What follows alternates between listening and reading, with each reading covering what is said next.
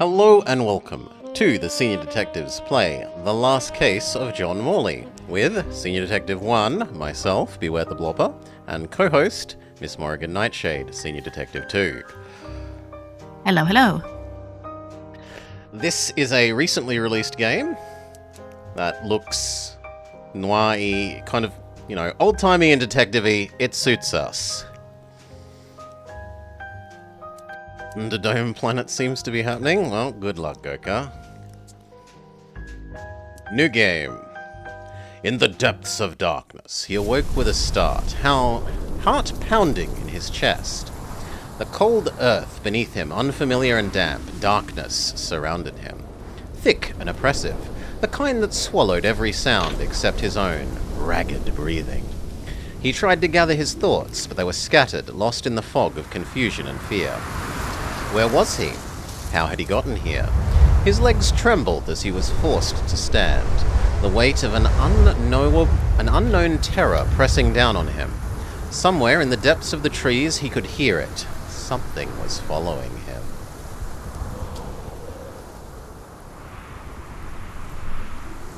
Time buries all truth beneath shadows, but the past has a way of clawing its way back to the surface, demanding to be heard, no matter the cost.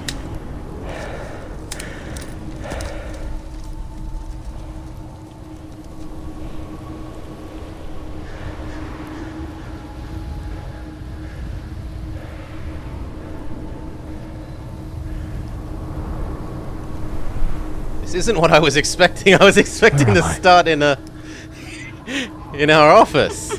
Where am I indeed? Can I move? I know it's following me. I can feel it. Yes, we can move. Alright, we have sprint. Presumably we're meant to go to the lab. And yet... I would assume so. No? We can't seem to pick it up or interact with it. That's unfortunate. Perhaps we just run around until the monster eats us?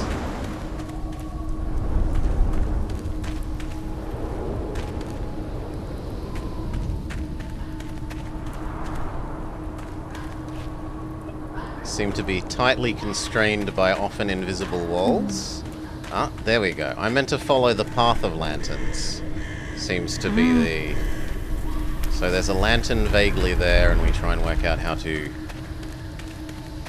Okay.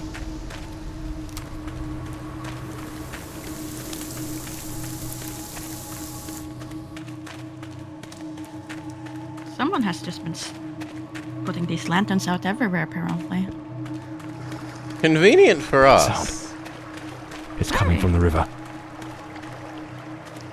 Bit of a fire hazard, but oh well.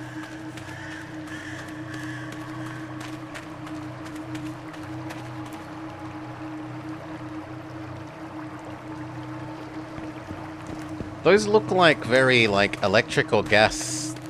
Those didn't look like... They're not obviously powered by something lanterns, those lights on that bridge. If it catches me, it will show no mercy.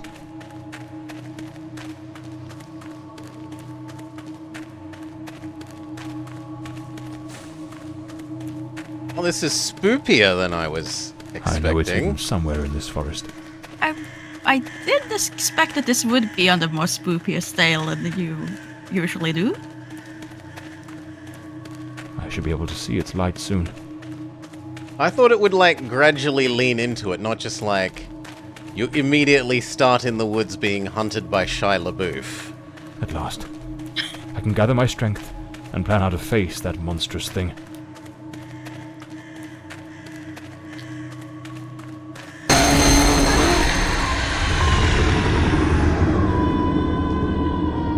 I did flinch!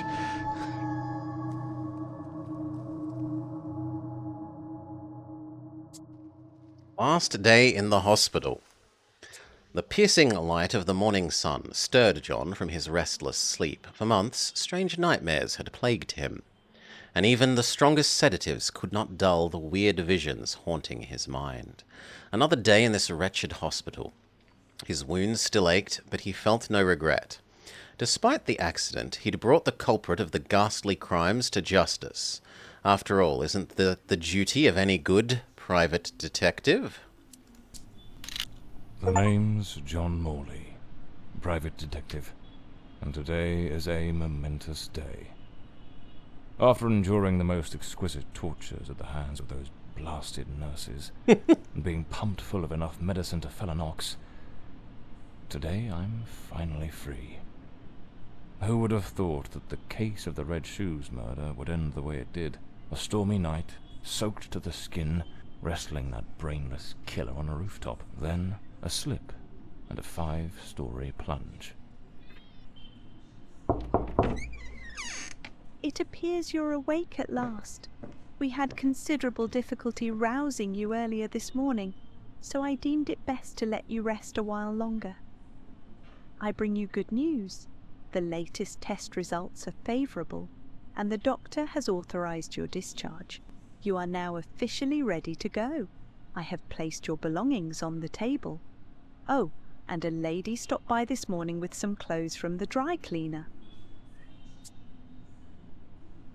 Do we want to ask about clothes, belongings, results in discharge, or nightmares? I'm assuming we're gonna get to do all of them, so just start from the top. I've been Nightmares. having nightmares. The doctor has prescribed some medication that should help address any residual effects.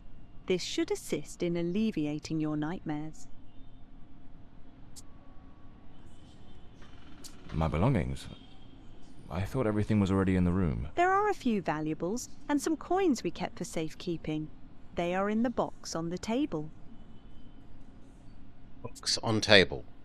A woman brought my clothes from the dry cleaner. Was it Penny? I couldn't say. She arrived quite early, before my shift began.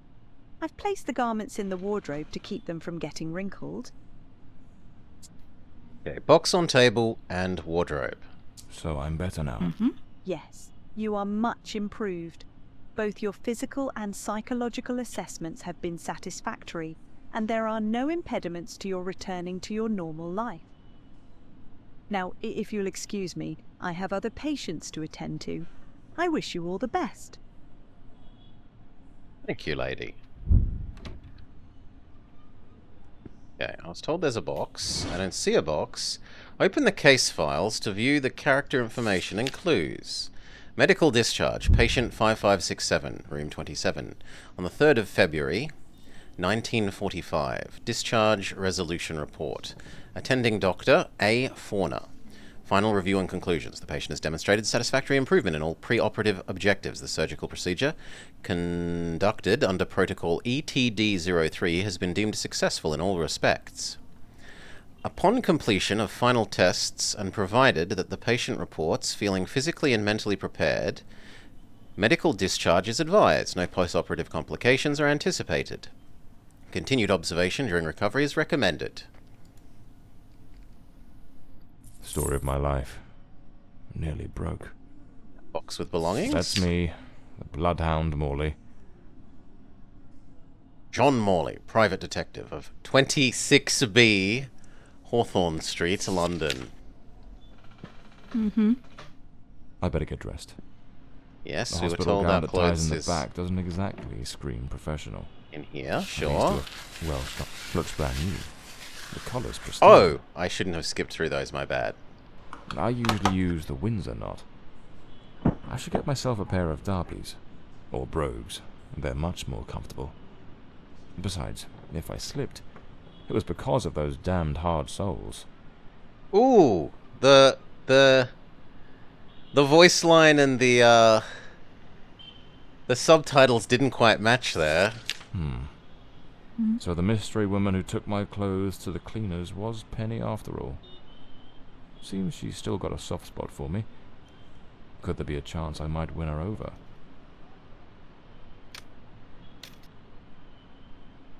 Okay. There's also one other thing Notes over from here. Penny, my secretary. She must have left it here a few days ago while I was still under observation. John, I'm awfully sorry. Actually, no. Maury, do you want to do this one? Penny's lady's voice. Okay. John, I'm awfully sorry, but I just can't keep going on like this. You've been laid up in that hospital for ages, and I've been left skint with no wages coming in for months now. Before, with the state you were in, I couldn't bring myself to say anything. I thought it best to let you get better in peace. But the other day, Dr. Forner rang and said that they were finally going to let you out. So I figured it was time to tell you. I haven't been to the office in a month, and believe me, I miss Hawthorne Street and that old moldy brick building of ours. But I got to move on, and even before the accident, you still owed me 3 months' pay. Peter and I are planning to get married, and I need some stability. I hope you understand. I've left my key under the doormat. I paid a water and electricity bill, so those are in your hands now. Goodbye, John. I wish you all luck in the world. P.S. A few days ago, an older woman came by asking for you. I told her you might be back at the office this afternoon. She seemed quite eager to have a word with you. Penny. Oof! His secretary's left him because he's not paying on time. Good on her. Yeah, good on her. Damn it, Penny. I don't blame her, though. And it is the I'm standard right there. cliche for the PI, I've managed right? to lose the only two things that kept me I must grounded. take every job Her because we sound have no advice, money. Always spot on, and the faint hope that she might dump Peter and give me a chance. Blimey, it's nearly noon. I must have lost track of time in those blasted nightmares. Trench coat and fedora hat. Every detective's must have. We already looked at that. Or is it just going to... Okay, yeah, we can't take it. It just wanted us to look at it again. Investigate every corner of your hospital room. Rookie sleuth. Rookie?! That was the pop-up achievement. I better hurry up. Calling us a rookie Just sleuth. like Penny says in her note, I might have a Insulted. new client this afternoon. And with the way things Gotta are going, start I somewhere. can't afford to let that slip away.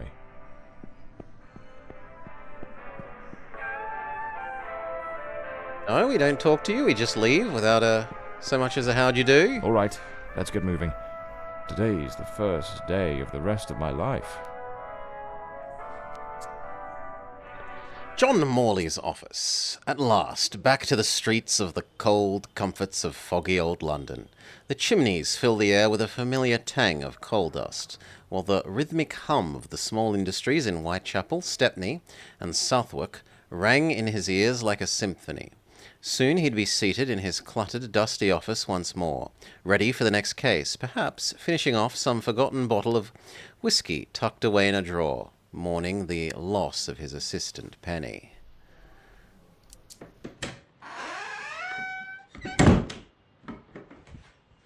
Back again. Feels like stepping into a forgotten paradise. Border poppies? Border collie puppies for sale? I mean, we could clearly need a friend. Everything's got that same old charm, and yet feels oddly new. This hospital stint's given me a bit of a new outlook. Maybe I'll take it a shade easier from now Naughty on, cat. sticking to cases that don't demand a trip to the morgue. I like that. Madame Marquise, tarot reading and psychic visions. Here they are. Penny's keys. Just like it says in her note.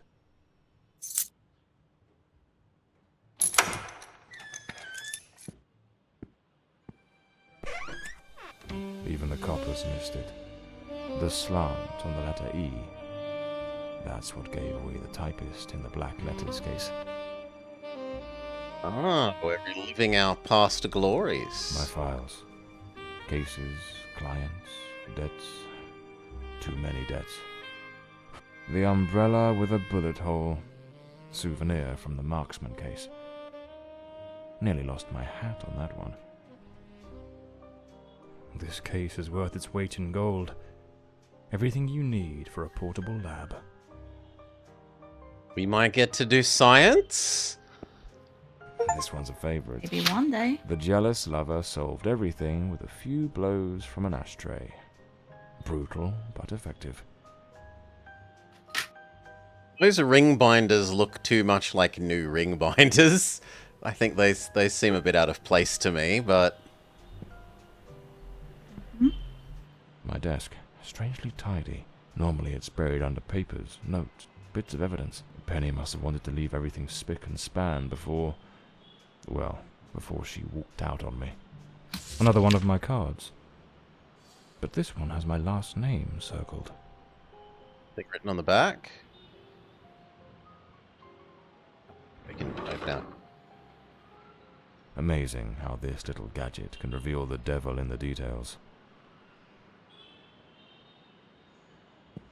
And the middle one? No, come on. The drawer. It's locked. That one doesn't actually seem to have anything in it. Let's sprint around. No, we can open it but just not do anything. We have a mind board. The case of the Red Shoes murder. One of the most complicated I've faced. Gotta have a board. Finally.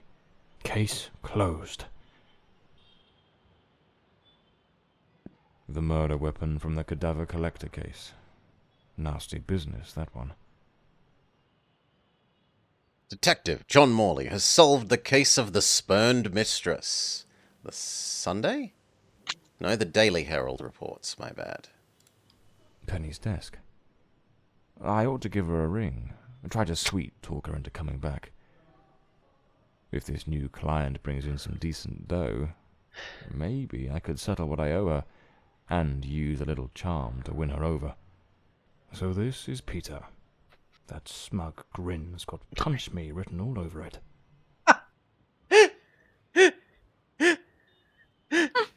They're getting married, mate. God. She's not marrying him for love. The ability. Ooh. Got a weird typewriter.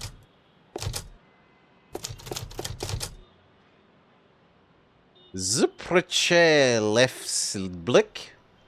Juxlum toadlikbluff. How odd.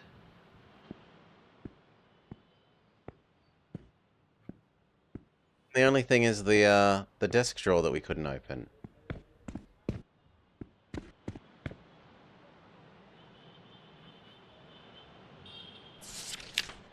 Maybe it wants us to type Morley on the typewriter, seeing as that was what was circled. Mm. But I don't Okay. see an L. There we go.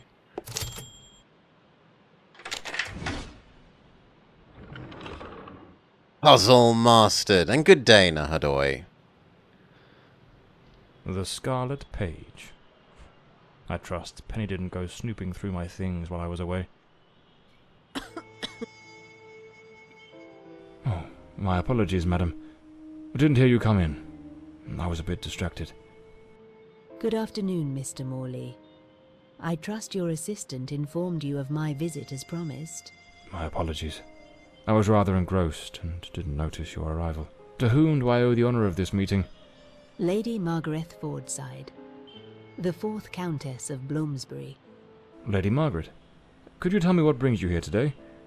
How can I assist you? I shall endeavour to be as candid as possible.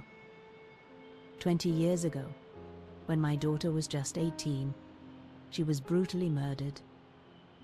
It happened at our family estate, Bloomsbury Manor. Someone slipped into the house unnoticed, and upon reaching her room, delivered 5 fatal stab wounds to her chest, lungs, and heart. The police, eager to close the case, hastily blamed and condemned 2 violent thieves who clearly had nothing to do with her death. The investigation was closed, and justice was never served. I am prepared to offer you £30,000 if you take on Holy. this case, and a further £30,000 if you can solve it and bring the true killer to light. Tell me, Mr. Morley, will you accept this case? I understand your distress, Lady Fordside. Surely But that will before get I our commit to secretary anything, back. Might I trouble you with a few questions? By all means, Mr. Morley. Ask whatever you Trying to must. solve a 20-year-old murder is a bit of a stretch, though. Not exactly going to be current clues. No, but half of the money was just for taking the case. Mercenary Miss Morrigan. A case that's been cold for 20 Look, we years. clearly need Penny in You our life. certainly We're don't make it easy absolute for me, Lady waste. Margaret. What made you decide Without to her? seek out a detective now? For over 2 decades, I've fought tirelessly to have the case reopened. To prove that the real murderer escaped justice. But all in vain. Neither solicitors nor well-meaning police friends, nor even journalists hungry for a dark story have managed to uncover anything. Then one day, I read about your success in solving the case of the Red Shoes killer. Regrettably, I also learned of the unfortunate incident that left you hospitalized with grievous injuries. On the advice of your secretary, Miss Penny, I waited patiently for your recovery. And now, here I am.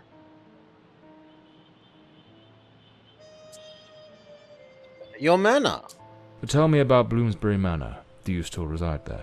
After Elodie's death, I abandoned the estate. I couldn't bear to remain there, to live within those walls.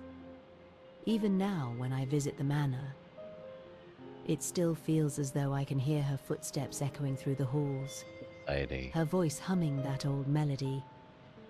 The delusions of an old woman who has mourned her daughter for far too long, Mr. Morley.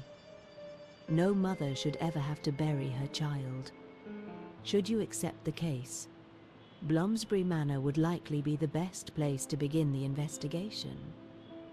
I shall not impede your work, as I now reside at Bedford Square, in the heart of the city.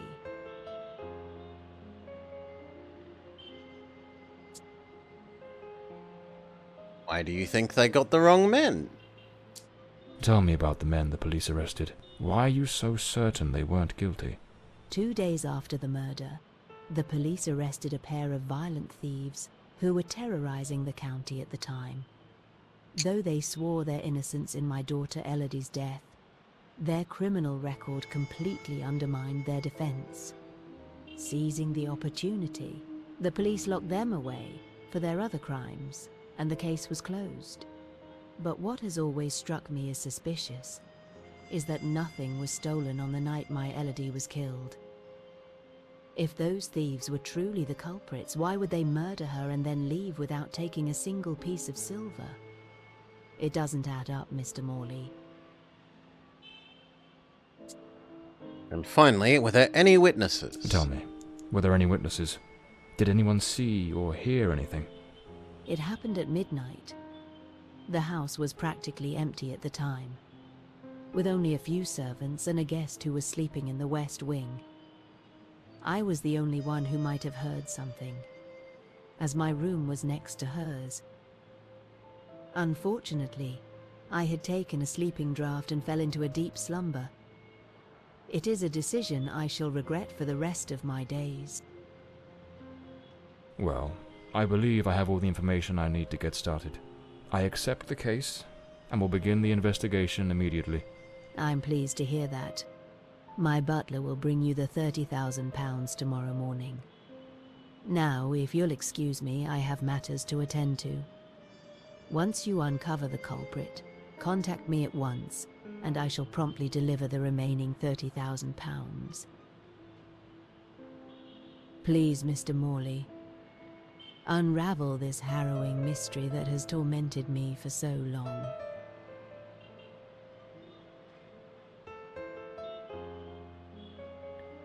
Shadows from the past. The visit from Countess Margaret Forthside was just what John needed, a case with all the right ingredients to stir his detective instincts. An unsolved murder from 20 years ago, abandoned by the police in their incompetence, and a generous reward waiting at the end. What more could a man want on his first day back?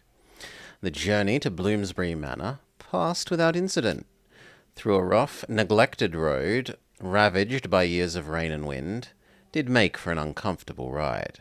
He arrived under the cover of night. The place was quiet, like the ruins of an old tomb, forgotten and forsaken.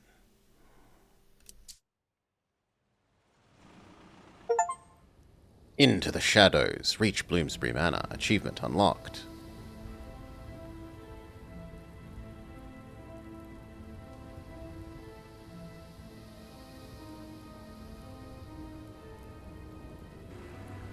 As I made my way through the dense forest path, a haunting silence enveloped the air.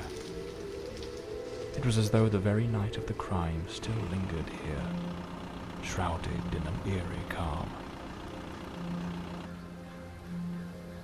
The manor stood before me, its facade as inscrutable as the shadows that danced in the moonlight. Every step I took felt like a step deeper into the heart of a mystery that refused to be forgotten.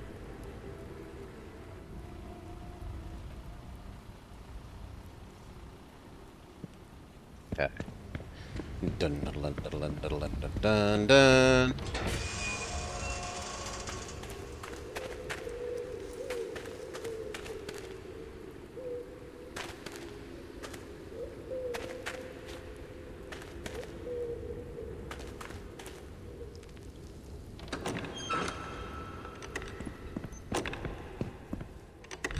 Not a sound. The stillness feels heavy, like it's hiding something. Westland Society of Fine Arts, 15th of February, 1923. Your Ladyship, I write to you on behalf of the Westland Society of Fine Arts regarding the exhibition currently on display at our gallery. It features several works by your daughter, Miss Elodie Forsyth. While we fully appreciate the remarkable talent and artistry evident in her work, it is with great regret we must inform you of a matter of some concern. Several of the Society's patrons, particularly the more sensitive members of our community, have found her paintings to be a highly disturbing nature. We received complaints, with mothers remarking that the artwork has caused distress to their children, and some ladies reporting feelings of unease. There's a growing sentiment that the pieces are unsuitable for public exhibition, particularly in a space frequented by young and impressionable minds. It is with the utmost respect and consideration that we request your ladyship to arrange for the removal of her paintings from the current display. We understand that this may cause disappointment, but we feel it necessary to preserve the decorum and sensibility of our gallery's visitors. We'd be honoured to work with you in finding a more appropriate venue to exhibit her art, where her unique vision can be appreciated by a more discerning and prepared audience. We trust you'll understand our position on this delicate matter, and look forward to hearing from you at your earliest convenience. With deepest respect, faithfully yours, Sir Arthur Wesley, Secretary of the Westland Society of Fine Arts. It seems Elodie had a passion for art, but her style wasn't exactly well received. Disturbing from the looks of it. Oh, it's a mirror. Okay.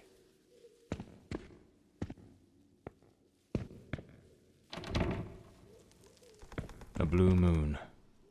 Fitting for a place haunted by its... Looks like the Countess left this for me.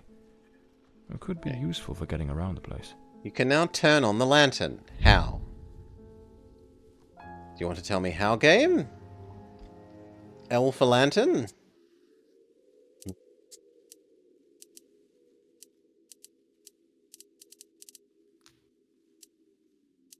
Lantern is F.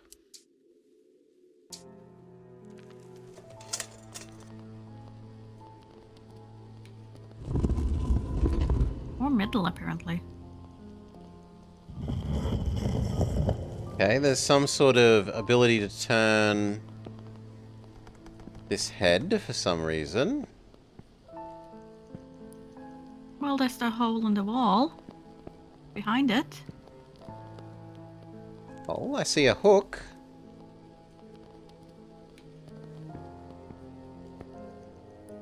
Oh? Well, maybe it just looked more like a hole than a hook front. Okay.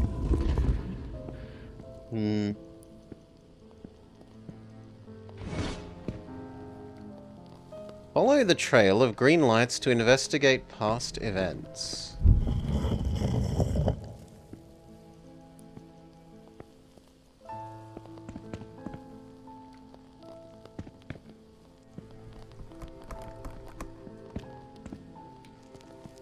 Are we going to travel back in the past? Is it going to be what was your hidden object game A again? globe resting in a beautiful wooden stand. The first Sherlock. With its time travel mechanic. Mm-hmm.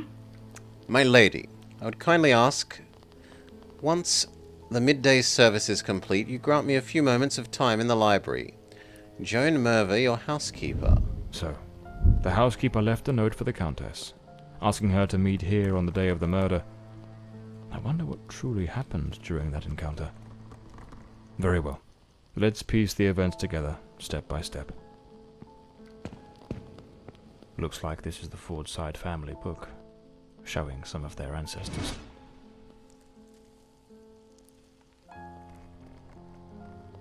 Astronomer and romantic who saw in the stars metaphors for his loneliness. In 1842, during a total eclipse, he swore that the diamond ring around the moon was the spirit of his wife Eleanor, who had died giving birth. From that moment on, his telescope never ceased to aim at the sun, seeking to capture that eternal moment. And then Lady Eleanor Forsyth, shrapnel scar on her cheek, hands hardened by the iron and mud of baklava. Amid the roar of the Crimean cannons, her silver medical kit, now stained with gunpowder and memory, held not only wounds, but the hidden truth behind a colonel's death. They say she swore to protect the secret, and the oath still lingers within these walls. Ooh, and there's more. Lord Cedric. A man with a prominent nose and wandering soul, whose steps traced paths where only blank maps had once lain. A cartographer to Queen Victoria, devoting his life to naming the unnameable jungles that swallowed expeditions.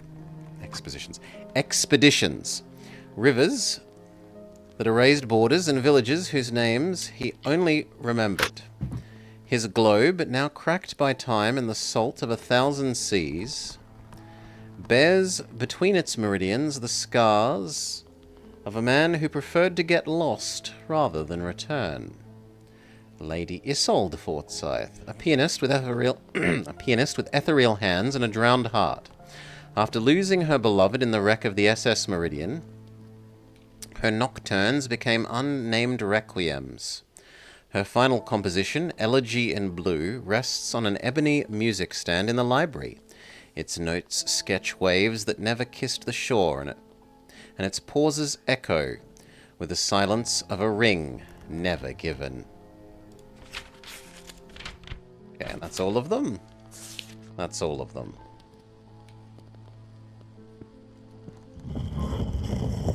So maybe we're meant to make the people face the people that they're like matched to. Could be, could be. So we've got Beard Man, Lady with Turtleneck.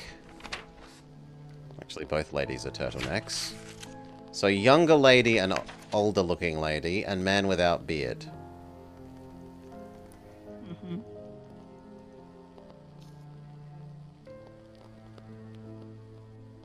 Man without beard, older lady.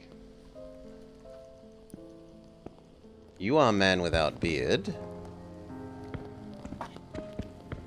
You are man with beard.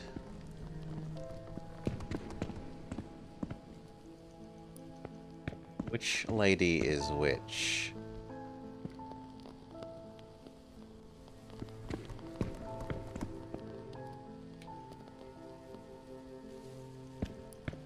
That is the young lady. You think this one is young lady? The one you're currently standing with is old lady, but you keep moving back and forth. Move back and forth. I'm looking at them. So beard man and young lady. Please point at each other.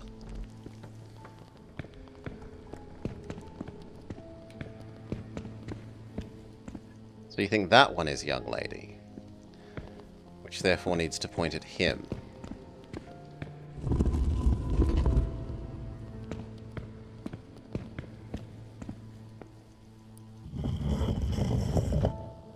Okay, and then these two.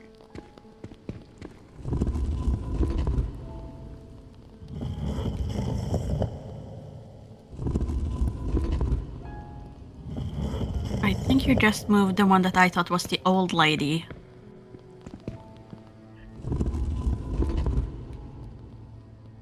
Really should find a better description for them.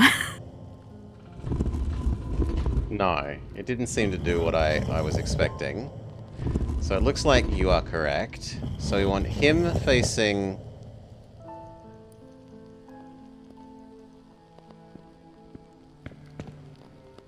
her, you think?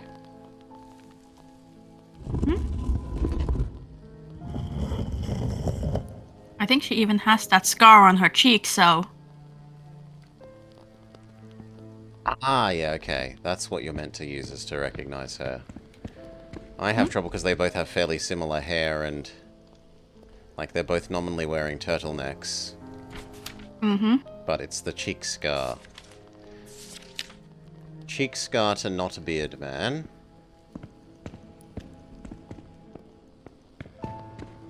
Cheek scar check.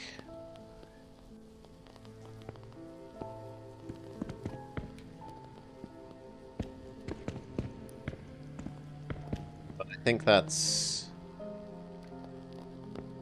maybe one too far to the left or to the right. Yeah, she doesn't seem to look quite at him.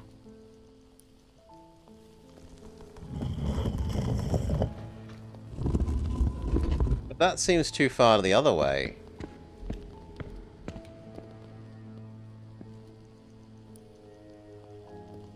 There doesn't seem to be a happy middle. And... No, that doesn't.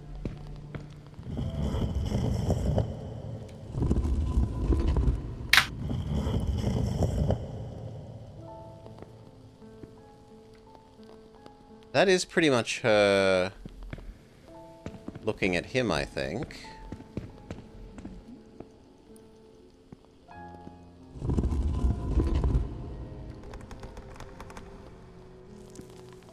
That is now him looking at her, I would say. I don't think one more is right. I think one more is too much. There is the argument to be made that it said he always looked at his telescope. So maybe it's meant to be him... She's looking at him, he's looking at the telescope. There's also other things. There's this. The Fordside family Oh, crest. okay. A rampant dragon. A time-honoured symbol across European heraldry. Particularly among the English and the Welsh. God. Another painting by Elodie. There's something deeply disturbing about her work. I was imagining that there might be other things that I've missed around the room that would be like... this lady's music thing, and we maybe make her look at her music, make him look at his telescope. The other option is he's meant to... he was also globe-related, and there is a globe there. But we could also maybe just... no, we can't move The on. lock has been concealed. But this Okay, door so yeah, must this open by is some other a... we make these face certain things, and then that door will presumably open. Yeah.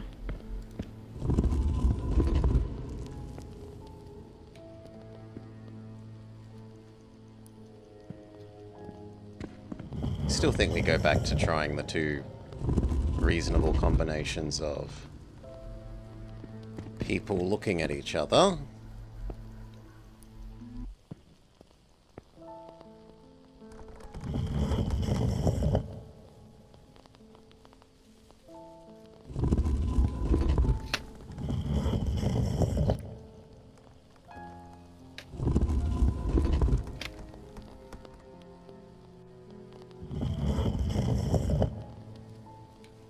I think that would be the right one.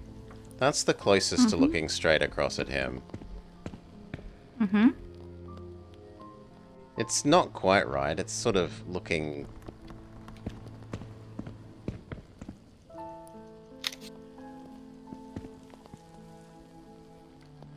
That's kind of right. And you're looking at him like we think you're supposed to.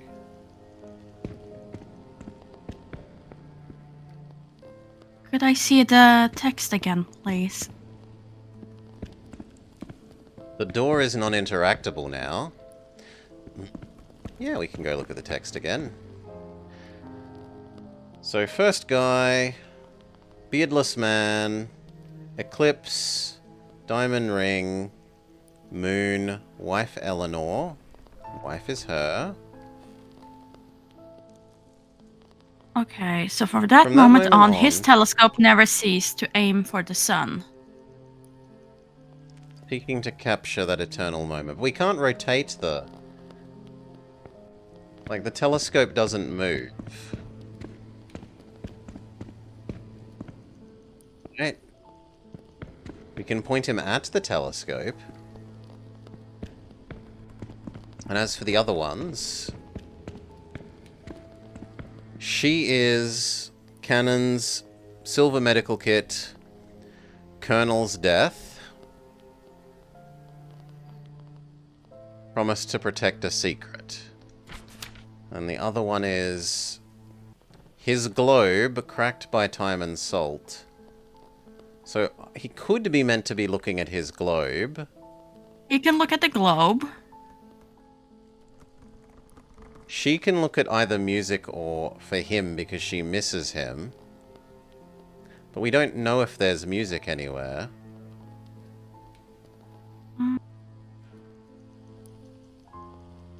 Rest on the ebony music stand in the library. Yeah, but this isn't the library, I wouldn't think. Maybe it is. Maybe No. these... Like, maybe these books here and here are a library, and maybe this is... Hmm? Ah! Here. Okay. So she wants to look at Needs to this. look at the music sheet. Mm-hmm.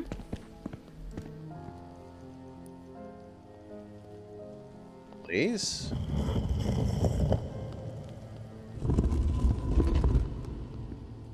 That looks like looking at the music sheet. We going with him to the telescope? Mm-hmm. Yeah.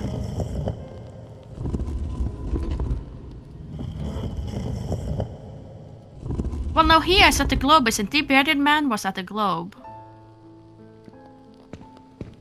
It was beardless man who was telescope. You think this guy is telescope? Okay.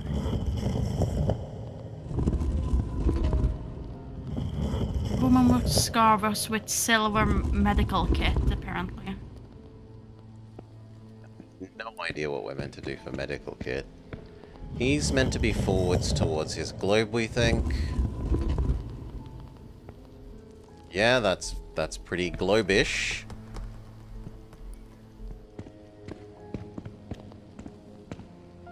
You like haven't he's spotted looking the at it to silver me. medical kit? Not that I know. We had that. We've got the escutcheon. We've got her. We've got the painting. We've got a The tea housekeeper's set. cup is still here. Tea spilled across the table. She never got to drink it. There's a An empty letter. envelope.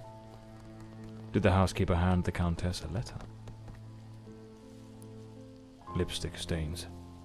Same shade the Countess wore when she visited my office. She's consistent. 20 years using the same lipstick. Looks like someone arranged tea Mhm. in the library that day. Don't see anything else. Then there's the music.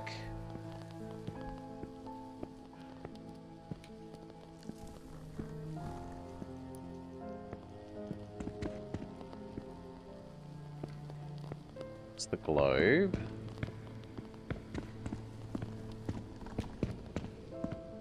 This is like the entrance to the room.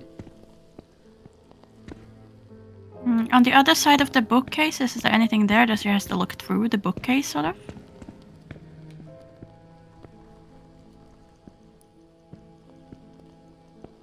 that I see... You'd think that it should be somewhere that she can see from here, though. You'd think so. Think so. There. There's a medical kit. But it's not Oh, there it interactable. is. Mm-hmm.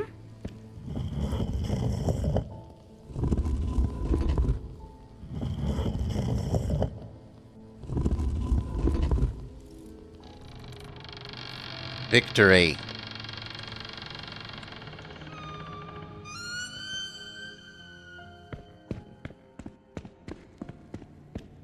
This must have been some sort of private study for the Countess. Lady Margaret Fordside, I'm writing to you as the attending physician of Ward 2 to provide an update on your daughter's progress. It is with great pleasure I report her notable improvement.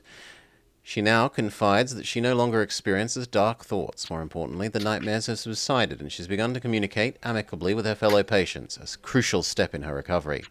She's also asked me to relay a request. She would like to bring her amber necklace when you next visit. I'll continue to keep you informed of her progress. Respectfully, Dr. Muller, Chief Psychiatrist of Westland Melody was Asylum. committed to a psychiatric facility. But she supposedly recovered from whatever ailed her. New key clue unlocked. An old pocket watch. It probably belonged to Lord Fordside, Lady Margaret's husband. It's very thin.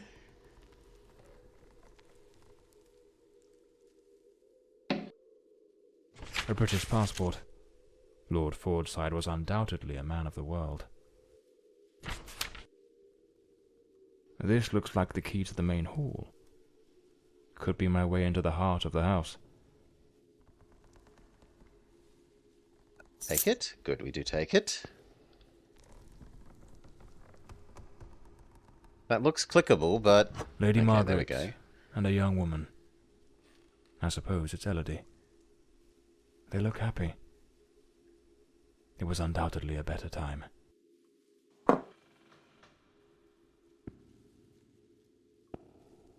Okay, so this room was some more context, some nice paintings. Scary painting. And now presumably we can go back into the hallway, like it said, and find this door to open.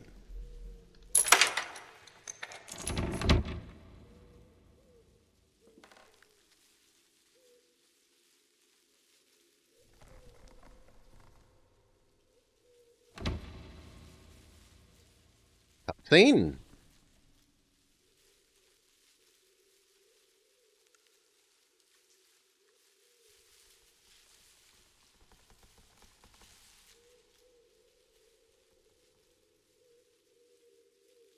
An enormous tree in the heart of the mansion.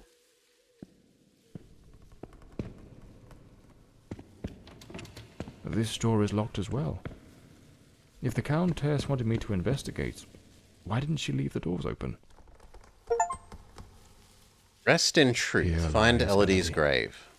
Rest eternally, beloved daughter, beneath the tree that once watched you grow.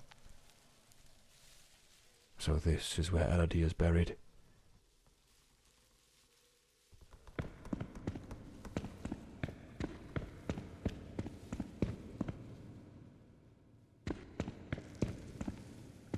There. Layers of dried oil paint, left untouched for 20 years. It's as if time stopped the moment Elodie laid down her brush. Feels like the room's holding its breath, waiting for something to stir. Looks like the last painting Elodie was working on was of a ship at sea. The whole gallery is filled with maritime references. She seemed quite obsessed with it. A man with his back turned, watching a ship go down. This door appears to lead out to the back garden, locked with a padlock. I'll need to find the key. Looks like some sort of clue. Trace the tree's journey from Trace birth... the tree's journey from birth to decay. Follow the path of the artist in a thoughtful display. Arrange the 4 stages and the door will obey.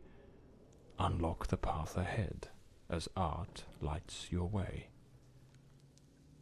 Print screen of that, maybe, Morley? Let's see. Can't get that done. Oop. Gotta work around the things here. There we go. No rush. No.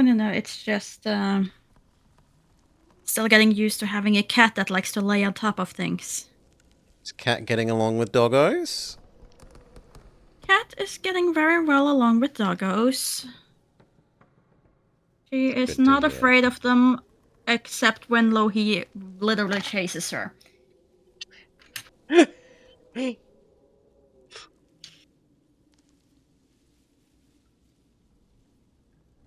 Which is every time she moves too fast according to what Lohi deems acceptable. Calm household only. Uh-huh. We good?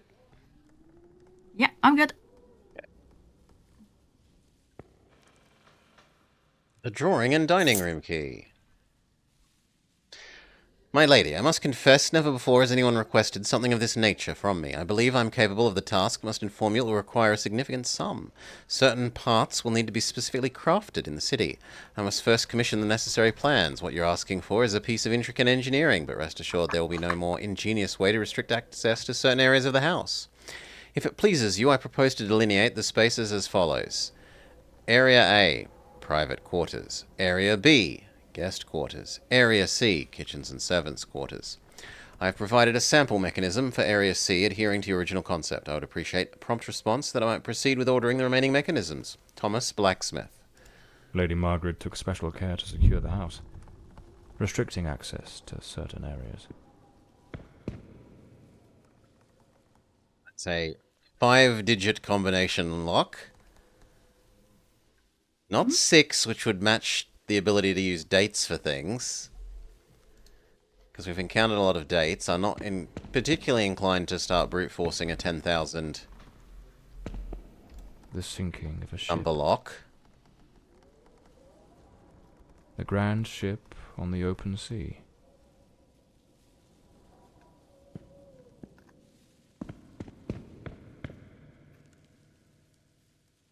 Another 5-digit lock. Well, I assumed this would be about moving the paintings around based on the little poem. Mm-hmm. But I don't see any way to move the paintings. I guess the thing says start with the tree, doesn't it? Yep. One back. Trace the tree journey from birth to decay. Follow the path of the artist in a thoughtful display. Arrange the 4 stages and the door will obey. Unlock the path ahead as art lights your way.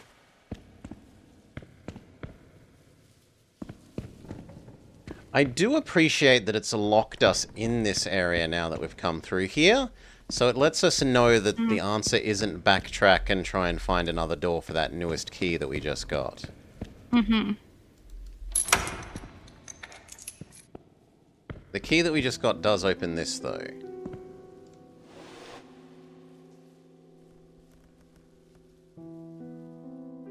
Okay, that's the tree at birth. The tree is small there. Yeah. Mm-hmm. There's a painting of we a need the man next. a bit crazy. What's the next line? No, you're just supposed to collect the tree in these different states from birth to decay. There's baby. No, I think isn't each line slightly different than talking about the tree? It says trace the tree's journey from birth to decay. Follow the path of the artist in a thoughtful display. Arrange the 4 stages and the door will obey. Unlock the path ahead as art lights your way. Yeah. Here is. So I think it's just follow the Here's trees. big empty tree. This looks like That's that. medium happy tree. Where is sort of Huh? between baby? Where's teenage tree? Let's find the teenage tree. Locked, as expected. There's a metal engraving of a tree.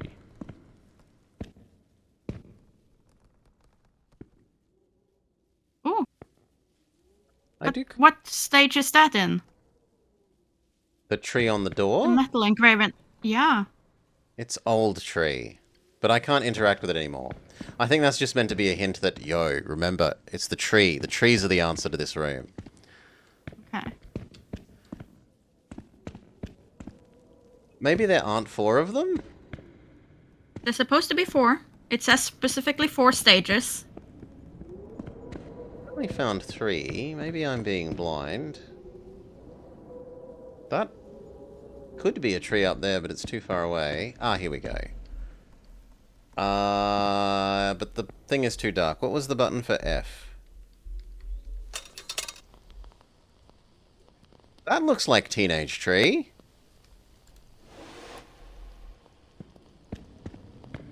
Yeah. Then adult tree. Dead tree.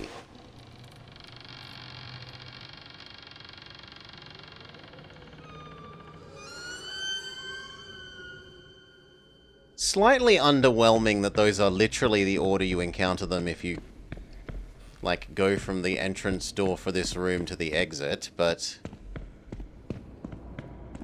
sure. Oh, well. Looks like a commercial seaman's yearbook, listing ships and their crews. It's open to the pages under S. Damn it, it's not here. It's simply not here. Walter Brandon, Stella Maris's vessel. This must be the Countess's handwriting. What was she searching for? Really wish that the lantern would just stay out.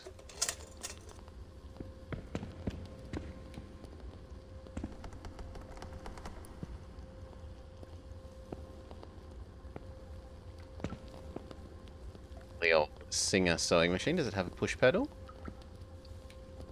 I can't see a push pedal. Might only be hand crank. A boarded up door. The access to the servants' quarters appears to be blocked for some reason. Something definitely happened here. Was it a struggle? Some of these tools have been bent, likely trampled over.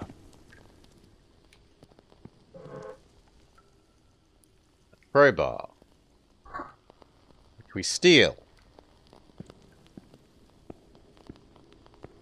It looks like this vase was shattered. Not just dropped, but smashed with intent. Intent to kill! These broken chairs. Someone must have hurled them to the ground with great force.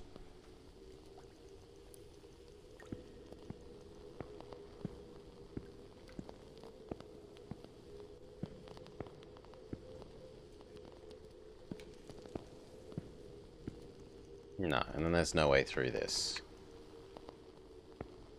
But then what are we supposed to do here? Ah. A silver knife is missing, and it's nowhere to be found. Likely taken by the same person who caused all this destruction. And that contradicts what Lady was saying, that not a single piece of silver was stolen. Mm-hmm.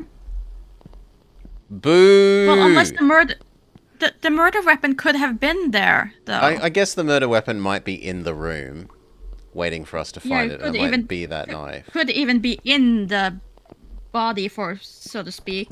So. What else am I meant to do in here? This is our newest space, and it hasn't given me anything.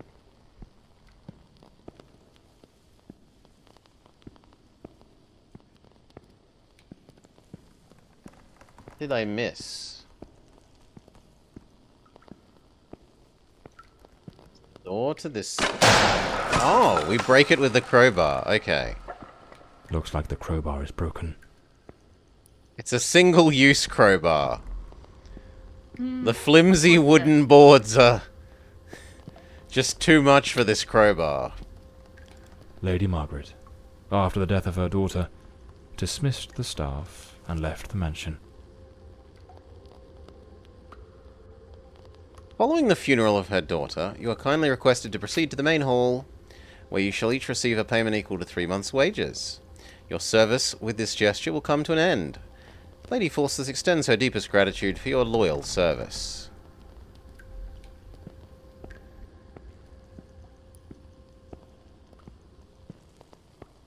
Excellence in housework, the English servant. A good way to motivate the staff.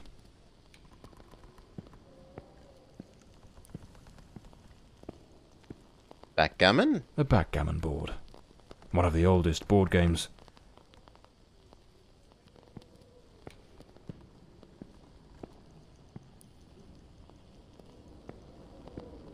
Miss Marva apparently knew her way around the tarot. What a dreadful spread, and what a chilling omen it revealed. Evil approaches. It will bring death, and lay ruin to the house and all who dwell within.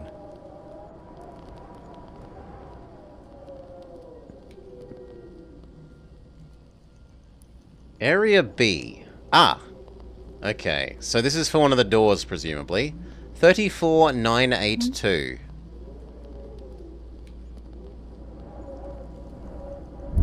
Give me but a second, and I'll just in case we manage to forget. Oop, there we go. Okay.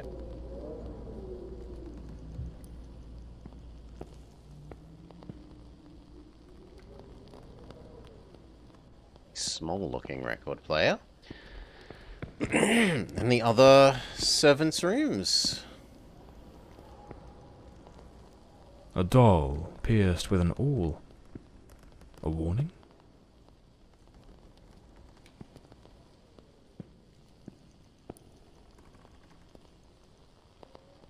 Dear Mother, I wish I could tell you that all is well and I'm happy here at the Countess's household. Miss Muir, the housekeeper, takes good care of me. Lady Margaret sees no one but her daughter. According to Miss Mueller, she fears some kind of relapse, and Manor is falling apart day by day. The worst of it, Mother, is that man, that Dark. He lurks in the shadowy corners of the house when I'm cleaning or carrying out my task, and throws himself at me. He's incredibly strong. His great hands seize me, and I feel completely helpless.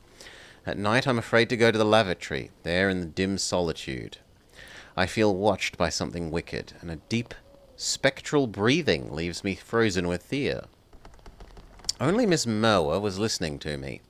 I believe she too understands that this man is a great danger, one that will sooner or later bring about a tragedy. She and I are exhausted. Yours affectionately. So, the servants knew about Spookum Monster? It could look that way. No doubt. This is the cook's room.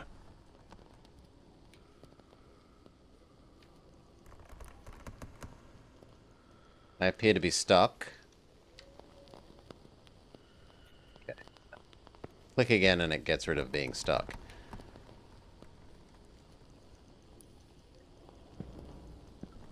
Okay, and there doesn't seem to be anything else in here.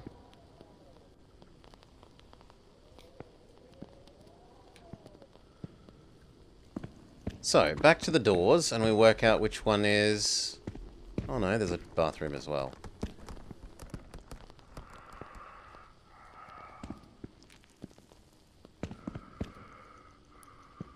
A pair of blood-stained scissors stuck in the sink basin. Deeply unsettling. Exceptionally dirty toilet. Well, if she hasn't lived here and no one cleaned it, it's, I mean... Everything should be equally dirty. The toilet shouldn't be more dirty than the surrounding things in that case.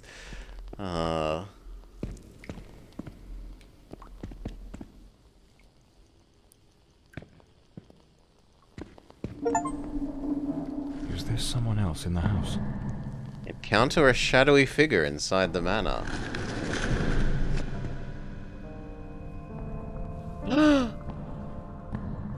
Hey. Who the devil is that man? He had a knife. I'm completely in the dark here. I don't think he saw me. Spooky scary!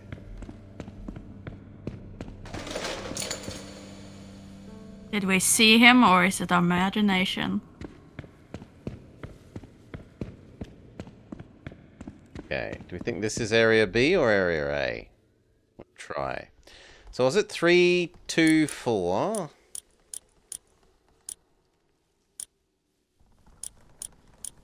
If I go to the next image. B is guest quarters, if that says you anything. No. I don't know. Like, we've got 2 doors, and we don't know how to tell which door has this code. Okay.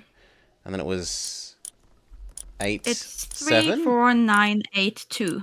8, 2. Just putting a 4 in the wrong slot, and the 4 that I thought it was should be a 9.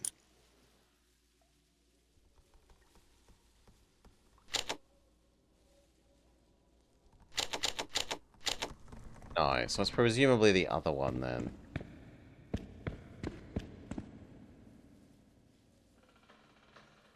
Three, 4, 9, 8, 2. 34982, yes.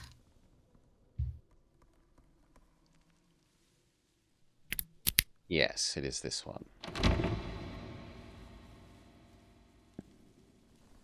Sorry, I have trouble seeing anything there. But we have a lantern. Lantern exists. And as far as we know, we can use it as much as we want, so... God, yeah, I'd hate this if it was a limited lantern.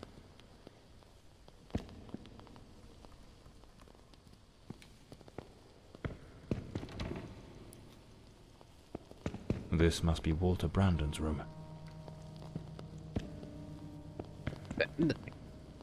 Candelabra. The painting of a ship. Unmistakably in Elodie's style. Ooh. That's a new handprint. An empty bottle. It smells of good rum. The diary of Walter Brandon. He doesn't seem to Perhaps it care. holds some clues about who he was. He doesn't. And what his involvement in this case might be.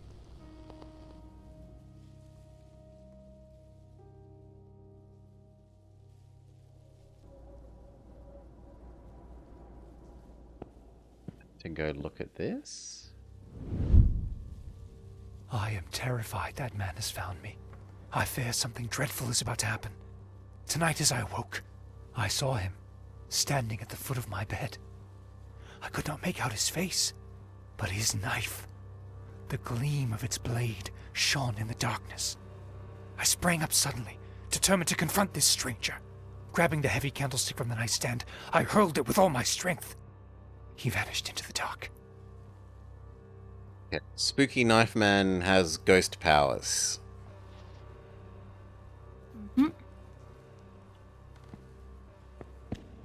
A compass and a sextant. Tools of a sailor.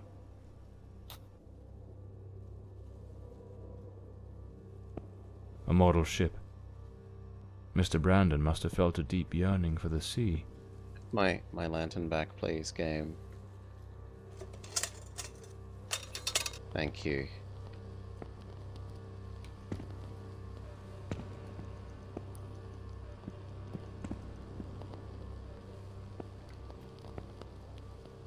This hasn't given us another code.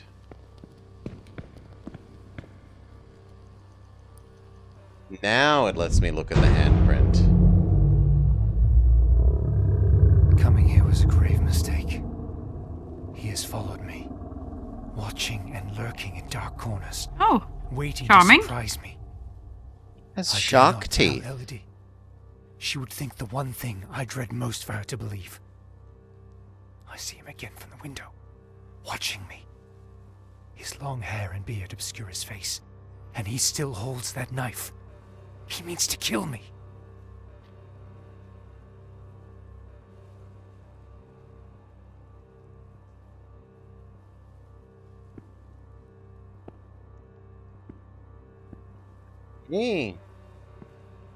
Now I'm allowed to look at the diary. I am losing my faculties. It is best I return to the ship. Everyone seems to be conspiring against me. The housekeeper despises me, accusing me of misconduct. Perhaps I'm not a man of refinement, but I know what respect is. Yet this morning, as I woke from my rest, she was enraged with me. It was of no use to tell her I had slept peacefully. An external maid who comes to clean was crying and accusing me of having approached her in an unseemly manner. I would never do such a thing. I am a sailor, a man of the world. I know how to conduct myself. Okay, so they thought Ghost Man was him, because he's like the only guy in the house. Yeah. Is what I would take from that. Yeah. The Which, last honestly, entry in the diary. the very sound, Stated reasonable very assumption, wrong murder. rather than going straight to Ghost Man. My beloved Elodie, why can you not believe this poor sailor who only wishes to love you? I have left everything behind. My ship, the sea, all my world, just to be by your side as you asked me to. Damn it. I can hear the man with the knife coming up the stairs from the hall. I need to hide. Walter was terrified. What in the devil was happening here? It seems this trunk was all Walter owned. I should take a look at it.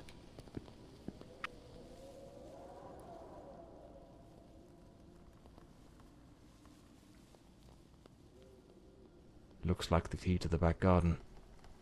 I better head back to the staircase gallery. Pretty sure I saw a door to the outside there.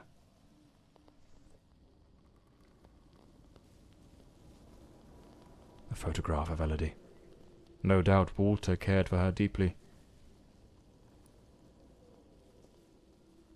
Seems I'm not the only one with a fondness for hats. Interaction box on that hat was a bit weird, but okay. Key to area behind paintings. Check.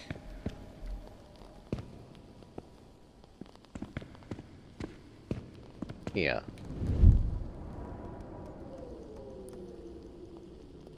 Does this game have saves? Not as best I can tell. It looks like it auto-saves. There's no save. There's only load. Mm-hmm. There is no save, only load.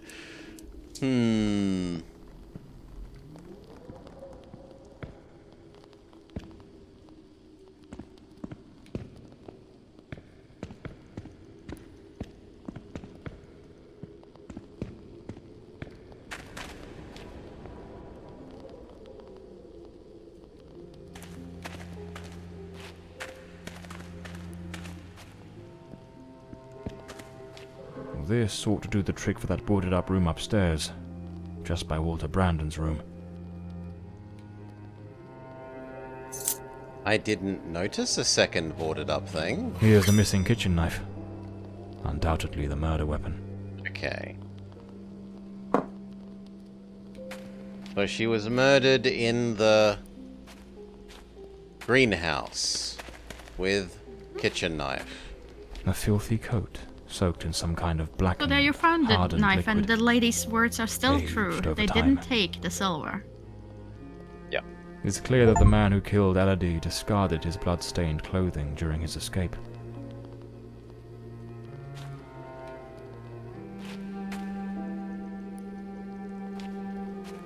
Green things I meant to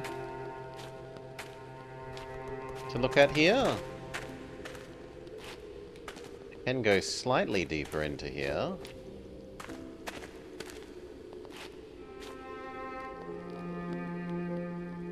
That feels like something that I could break with the...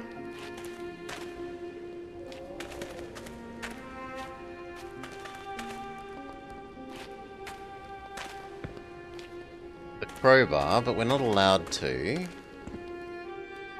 Ah, I meant meant to go over to this bird bath. At that old fountain in the garden, now little more than a basin of stagnant water, one can still make out the faint impressions of bloodied hands. It seems almost certain the killer stopped here, in a hurried attempt to wash away some of the blood spattered across his body. I have a real hard time thinking that 20 years of rain haven't cleared away this handprint, but... Look, it doesn't rain in this part of England. It does nothing but rain in England. That is all it Not does. in this particular. England famous for no rain.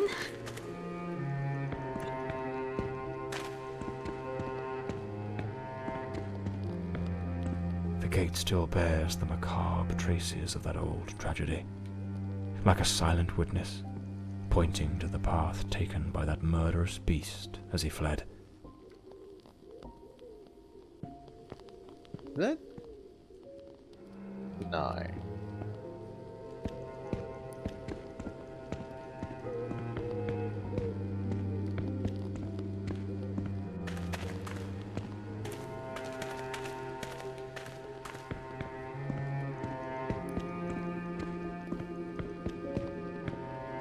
Think it looks like we've done everything out here?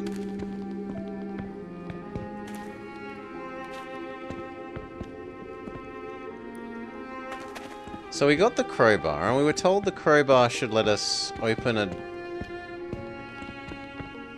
open something near the guy's bedroom.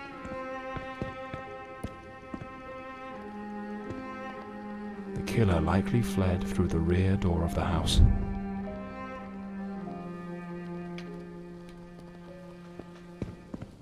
So this way again, but supposedly there was something warded up here that I didn't notice.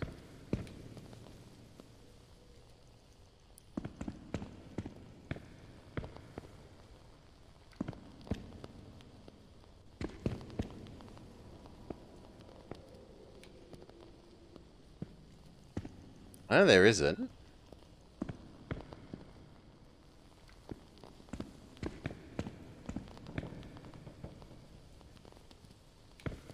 Ah, Look at everything in this room. here is the thing. Okay.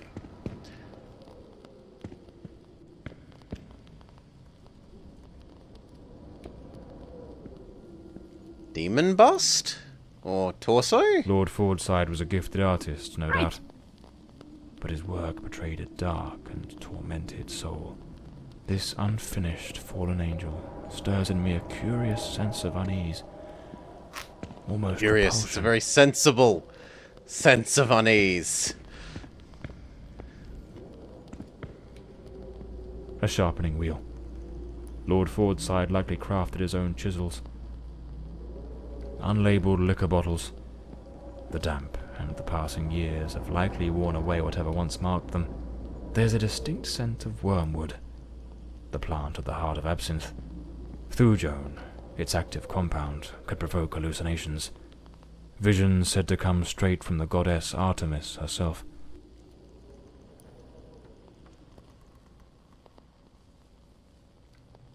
To this day, 3 years since his disappearance, I'm still catching myself entering this room, expecting to find him there exhausted yet sleepless, labouring without pause, shut away for days on end without food or rest, carving his final dreadful and chilling masterpiece.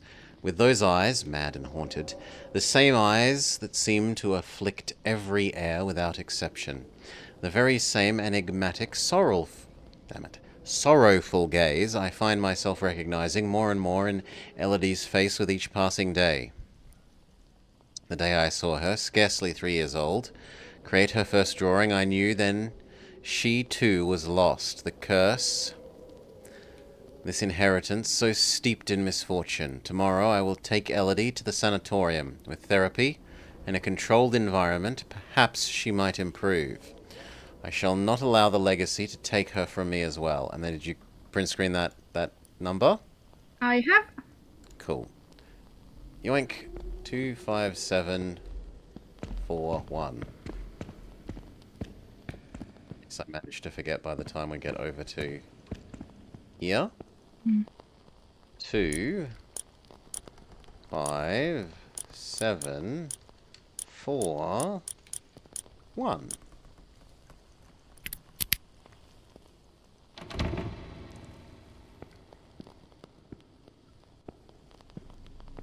The door is locked.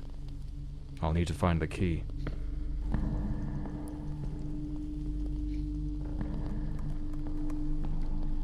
Him again. Who the bloody hell are you? And he's looking at us this time.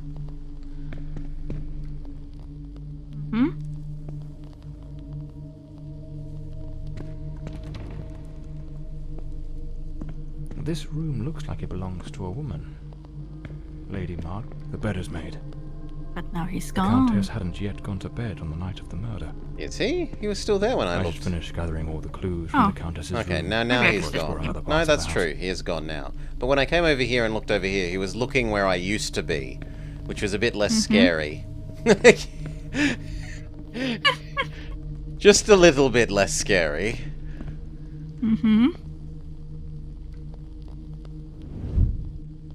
This is a nightmare. I am deeply concerned for Elodie. The housekeeper has long been warning me about Walter. I have made some inquiries, and nothing is as it seems. Elodie remains blissfully happy with him in the house. I am at my wit's end. Since her return from the sanatorium, she has been positively radiant, a true beacon of light. They go out together and seem to have a splendid time. He appears very close to her. This is in stark contrast to the picture painted by the housekeeper, which is a complete contradiction. New key clue unlocked. Pick up this pile of keys when we were just told we want a key. Disappointing. Last night I heard him scream. He seemed to be in the throes of a panic attack. I approached on tiptoe to the guest quarters, and then suddenly I was struck with terror. An insane, maniacal laughter echoed through the night. It did not sound like him. The following morning, Walter and Elodie went out to sail on the pond. Everything appeared normal, and he was the most charming he has ever been. Okay, so she thinks that he's like got a fake personality thing happening as well. Something made of glass has shattered. Probably influenced by the staff keep saying that he is being inappropriate to them, and he's saying that he isn't, and then hearing Oh my God, hearing what is sounds that in the noise? night. It's coming from Elodie's room. Yeah, that makes sense. But from what we've seen of him, he's seeing someone else. It's a Now, whether that's Yeah. just like no one in their right mind would open a he's visit like this and leave it separating insane version of something himself like from that normal should be version of locked himself, that's not clear. Seems Lady Margaret was reading in the chair that evening. The book's still open, right where she left it.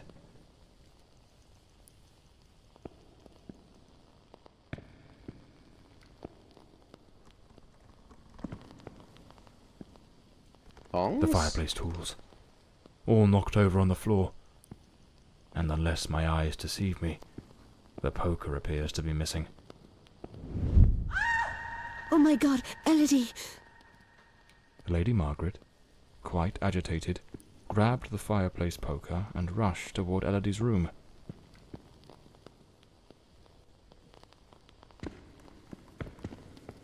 We didn't get any new key. I would have expected... Oh, okay. Now we can pick up the keys that I complained about not being able to pick up Rightly earlier. the one to Elodie's room. It's the same thing as with the handprint. Yeah. You gotta do it in the right key. Lady Margaret lied to me. She hadn't taken any sleeping draught that night. She could have heard the attack and rushed to see what was happening. Why did she hide this from me? The more I investigate, the more convoluted it all seems. I should head to Elodie's room to search for answers.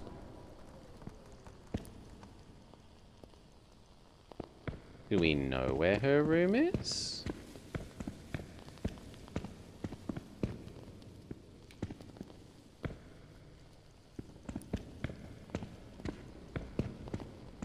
This was cooking and servants' quarters.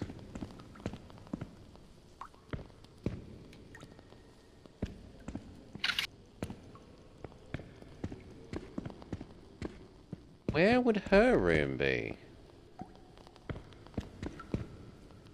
You'd think it wouldn't be that far away from the other ones, but I would have thought it should be near the guys. One. Does it let me go back here? No. Or there.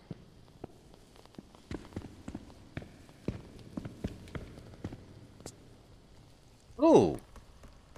I was trying to press M for map and it's brought up some people.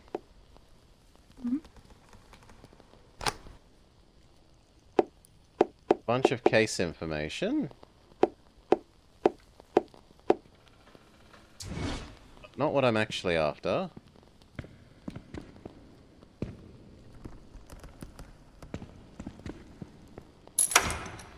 Okay, here. This is her room. There was a struggle here. Clear as day. Not a clean break-in. The killer wasn't subtle. Photograph of Elodie Fordside and Walter Brandon. If my memory serves me right, it looks like it was taken at Westland Asylum.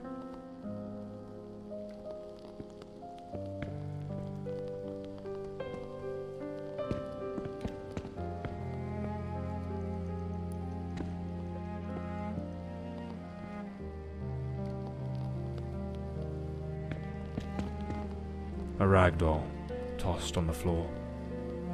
I'd wager it used to sit neatly on the bed. Either it was knocked over in the scuffle, or perhaps Elodie dropped it herself in the panic.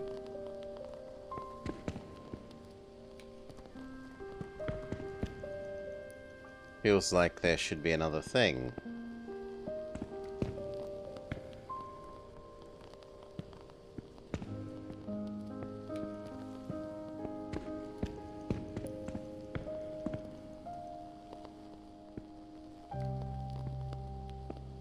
Jewelry box looking thing that appears to be empty.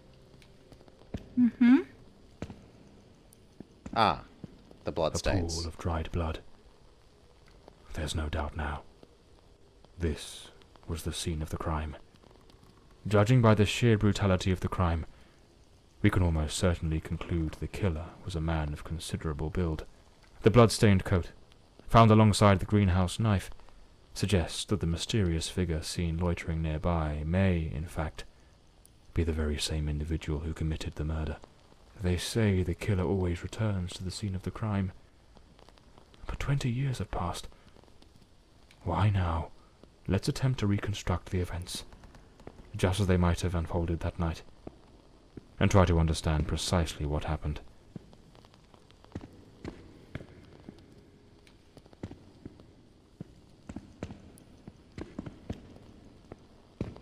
Ah. Now I can look at the bedside table. Bedside table. Elodie must have lain down that night, perhaps already drifting to sleep.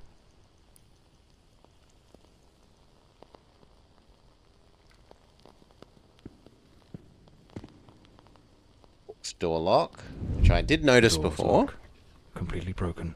but it wasn't Someone interactable. forced their way into the room, likely startling Elodie awake.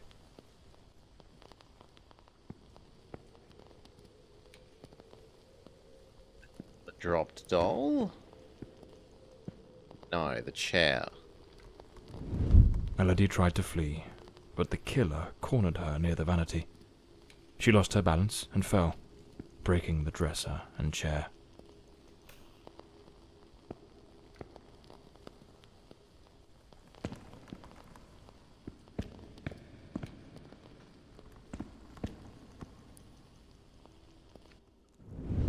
The killer dragged her to the bed against her will. In the struggle, one of the vases fell from the mantelpiece.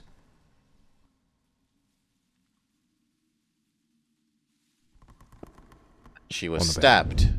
The killer stabbed her mercilessly, again and again, staining the sheets with blood.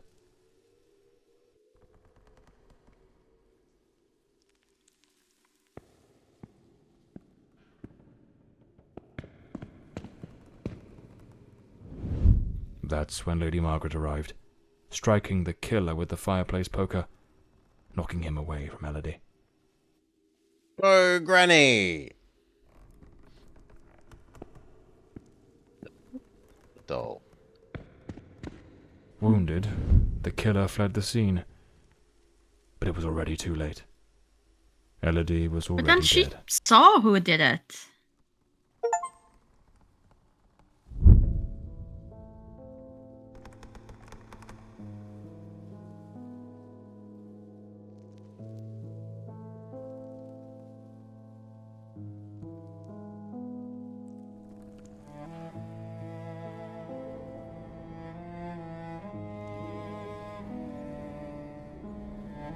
The old Bloomsbury mansion. It choked my thoughts. It had that kind of sadness that seeps into your bones like old damp, and that sudden abandonment, so clear before my eyes, looked like a sinister time capsule. Oh, he has normal teeth there.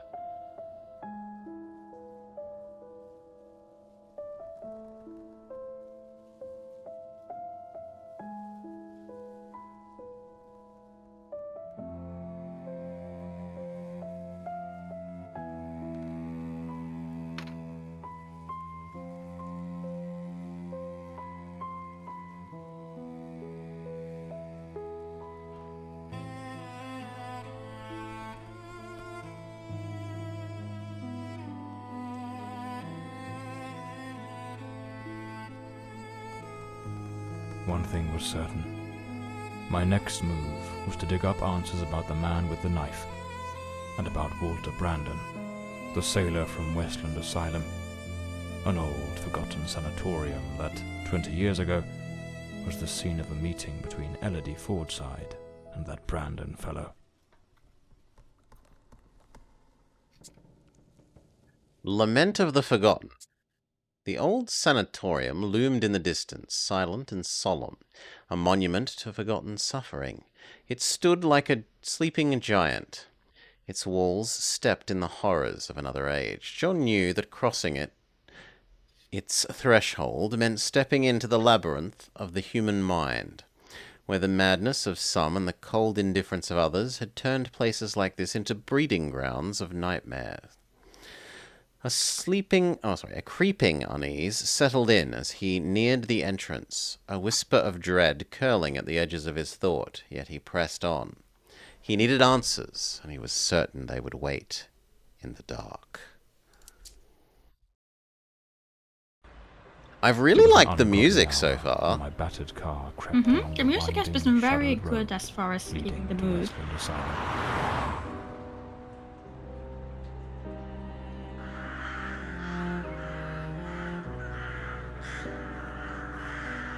Those birds are a little basic. But what I found upon arrival was disquieting. The building, forsaken for more than a decade, remained illuminated. Was it some ancient emergency system defying the passage of time? Oh, you return again, kitty Someone cat. awaiting my arrival. Are we going to be getting a cat emote to go with Lohi and Costo? Remains to be seen. We can go through the whole grounds. I kind of thought this would be a impassable wall.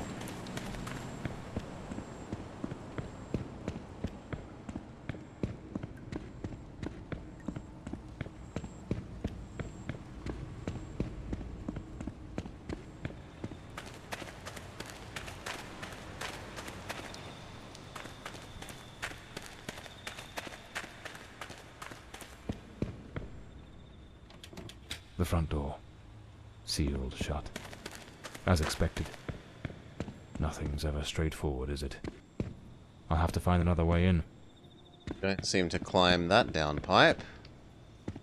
Or this one.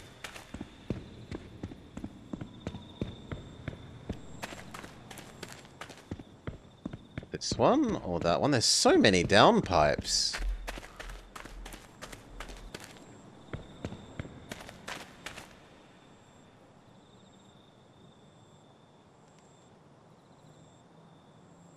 Gilbert, I'm leaving now. I've gathered all my belongings, but I see that yours are still here.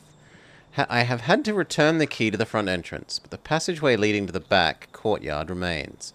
It's covered up a bit. I'm sure you remember where it is. The kitchen window is broken, and frankly, I don't believe anyone will come to mend it. You should be able to get in through there without any trouble. So, there's an alternative entrance. Hidden somewhere in the wall of the asylum.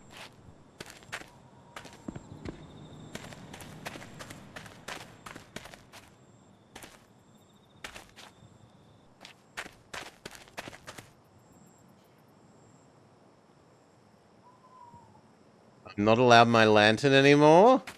They've taken away my lantern button. Oh no, you're in the dark now. This is horrible.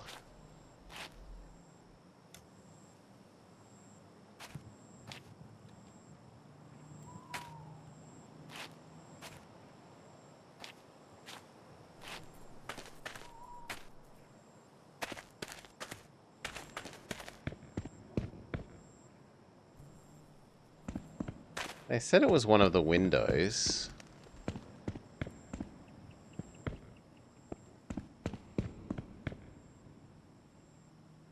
You're really not going to let me have the lantern anymore? That's so mean.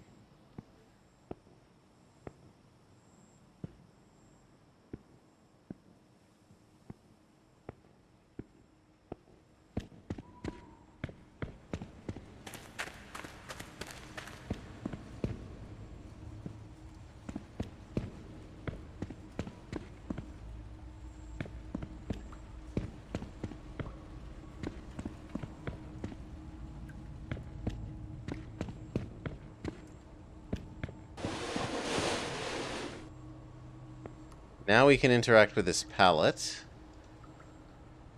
And then crawl through this gap in the wall.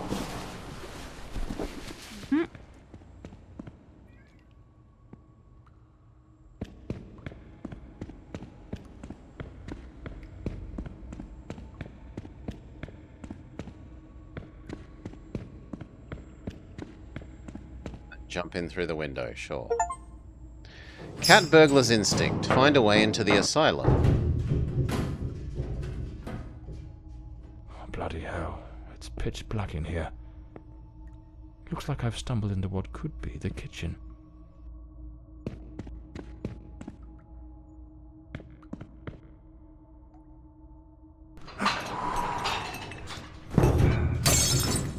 Damn it. The lantern. It's broken.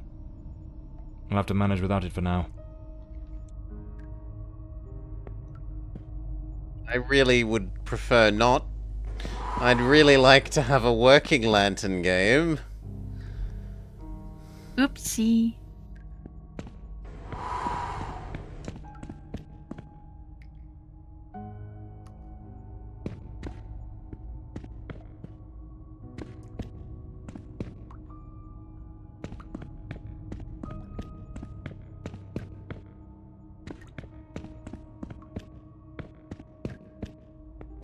Looks like the only thing to do is to try the door. Oh, a light. Can we steal you? We cannot. Also, it's a magical light. A bloody handprint. Someone injured must have leaned against this wall.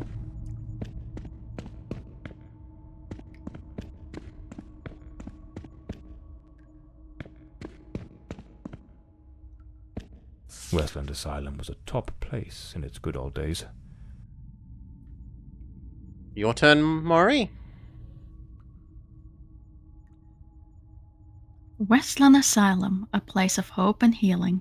Under the esteemed direction Dr. Mulder, with distinguished consultation of Dr. Ferdinand, expert in modern therapeutic methods, compassion, understanding, and advanced techniques of mental health care marking the start of recovery. Dr. Mulder's guidance and Raharian's progressive therapy insights providing effective treatments for nervous alignments, melancholy, hysteria, and other mental disturbances. Services included are restorative rest cures, modern electrotherapy applications, talk therapy and moral treatment, personalized occupational activities, holistic and humane care. Westland Asylum stands at the fore of psychiatric advancement, merging experience and innovation while treating each patient with the dignity of hope. For admission and inquiries, Westland Asylum Admissions Office, Fairwood Lane, Westland County. Thank you, Mari. Cheers, everyone.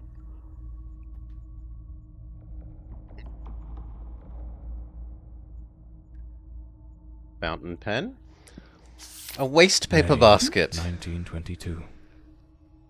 This letter was written half a year before Elodie's murder. It's possible she was still a patient here at the time. This is also a lady one from Florence, so we'll defer to you again, Maury. To Dr. Mulder. Oh, I forgot. May 5th, 1922. To Dr. Mulder, Director of the Westland Sanatorium.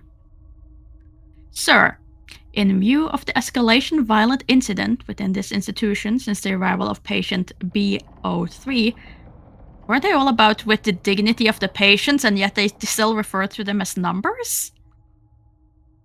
Oh, well, we, the undersigned, felt it is our duty to express the following concerns on behalf of the sanitary support staff. Patient B03 requires specialized care and strict oversight, necessitating immediate confinement in the isolation cell. Access to share the public spaces should be allowed only under supervision of 2 attendants equipped with tranquilizing injectables. The recent incidents have underscored grave deficiencies in this institution's security measures, revealing its unpreparedness to house patients with such a high degree of aggression. We strongly urge the hospital administration to implement decisive measures without delay.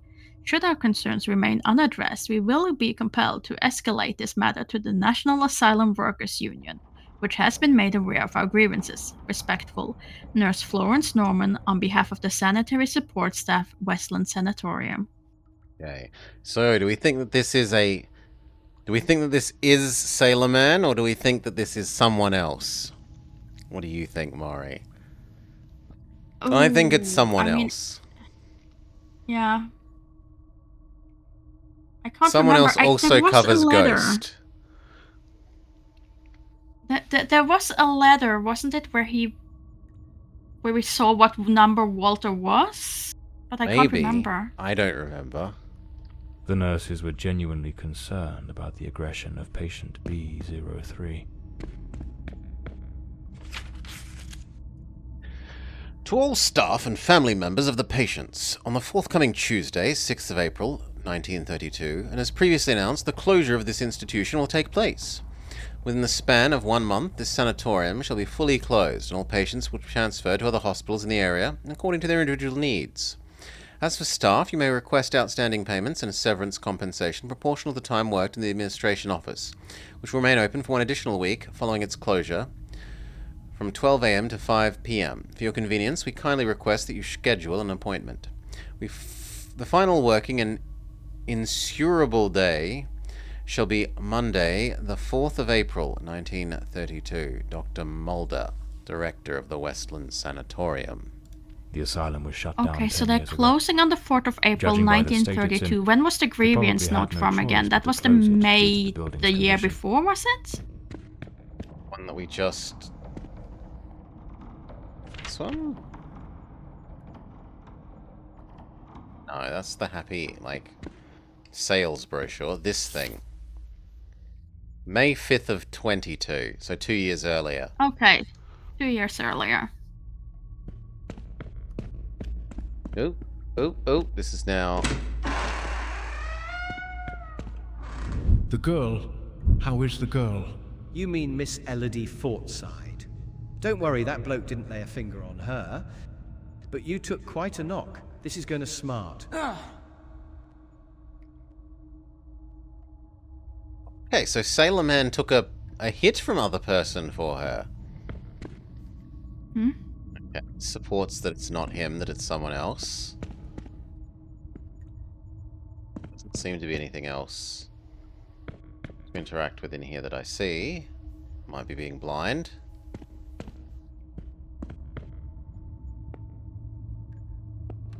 Idly, we can close the door.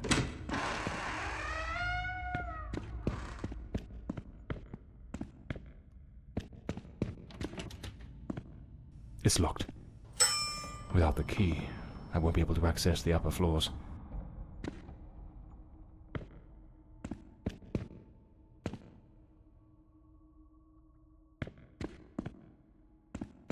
Hmm.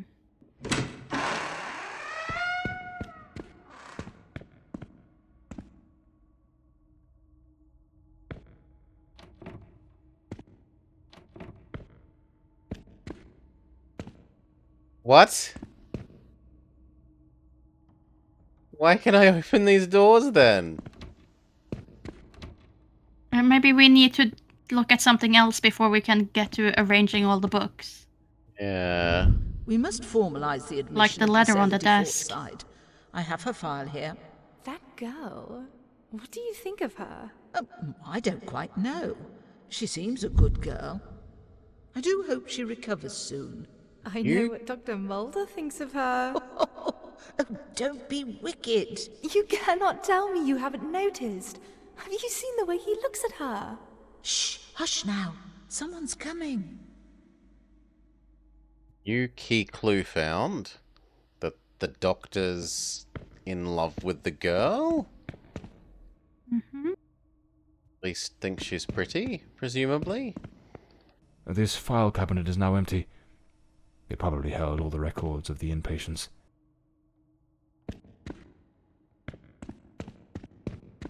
Now, can we look at this? No, still nothing there. But there's the letter on the desk that you haven't looked at on your left side.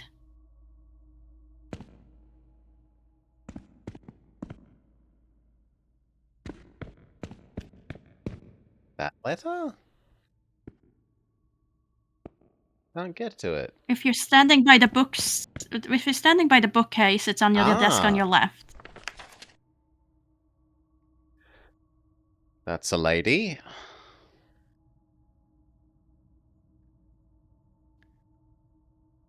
Memorandum.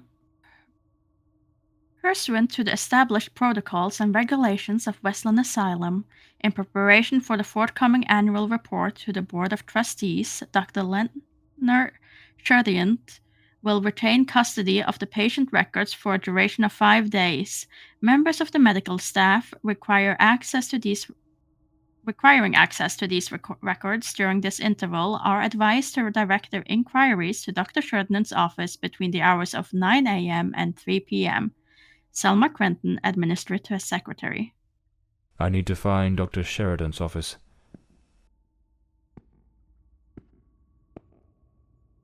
Still nothing in there. No, but now we at least have an objective of finding the office. Maybe this is just meant to be like, I'm looking for things here, and then this tells me to go to his office, yeah.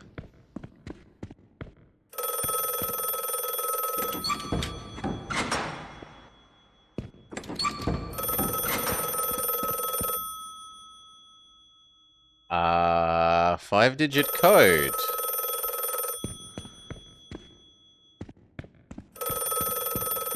Maybe the phone call to the mysterious closed asylum will tell us. Well, I don't know where the phone is. I assume at the head desk.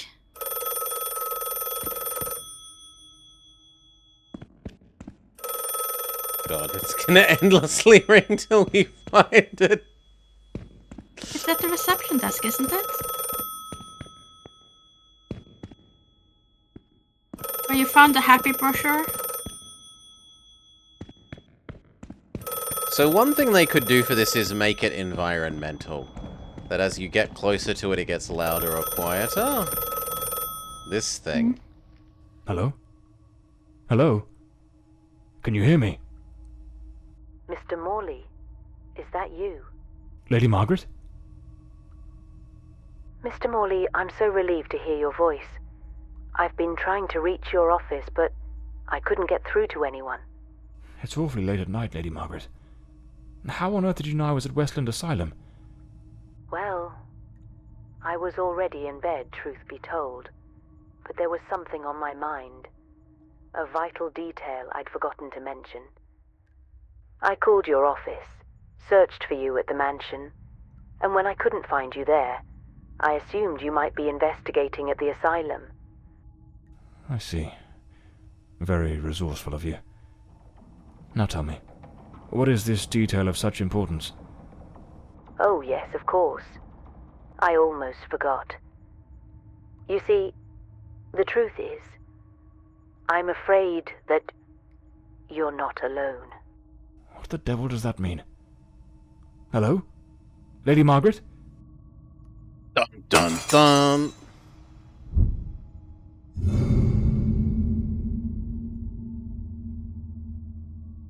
The door to the lift opened, even though we were told we would need a key for it.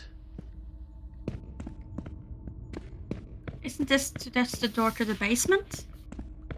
It's not the lift key. You think that it's the door over here? This one? No, that's still locked.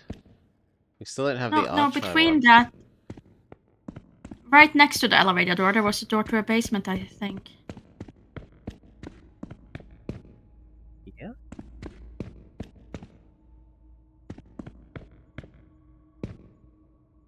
Yeah, okay. It's like a little Yep. There's someone door there. between the...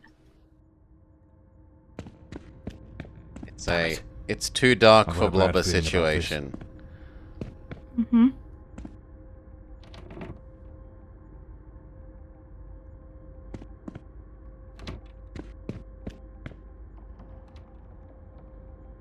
Wants us to interact with whatever that is. Well, at least there's a lamp in here, so... Internal Memorandum of Westland Asylum. Due to the increasingly precarious state of the electrical network, which as you're well aware is far too aged and no longer fit for safe operation, and given the impending closure of the institution, the administration has no alternative but to suspend all plans for renovation. Accordingly, and in the interest of maintaining minimal functionality, one of the primary safety switches required for the activation of the electroshock therapy room has been installed in isolation cell B04. That cell is to be decommissioned as a holding cell and repurposed as a maintenance storage room. Staff are to refrain from placing any patients therein and ensure that the room remains only accessible to authorized personnel. This will be noted in all relevant logs.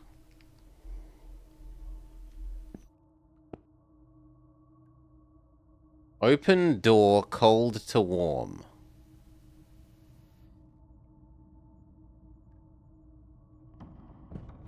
And we might want to know what that cell was. Cell B04 is probably worth making a note of. Okay, we'll make note of that. So that we have it, just in case. Cell B04 electroshock therapy switch. B04 Internal report. electroshock. Patient B03. Identity unknown. Male, early 30s. Admitted after being the cause of a series of violent incidents. The patient exhibits a disturbing duality. Episodes of unprovoked, nearly superhuman aggression, displaying raw, overwhelming physical force, and subsequent plunges into an eerie, profound apathy. His faculties appear suspended during these lulls, leaving him in a state of unnerving inertia. Due to the unpredictability of his violent outbursts, he remains confined within a reinforced cell. Treatment involves high doses of sedatives, potassium bromide or morphine, and a regimented course of electroconvulsive therapy, alongside stringent restraints, such as an anti-biting mask. task and, if required, an iron muzzle. Ongoing monitoring is maintained. See, that thing did a good job of, like, the noise was coming from here, and as I turned my head, you could hear it going from left speaker to right speaker.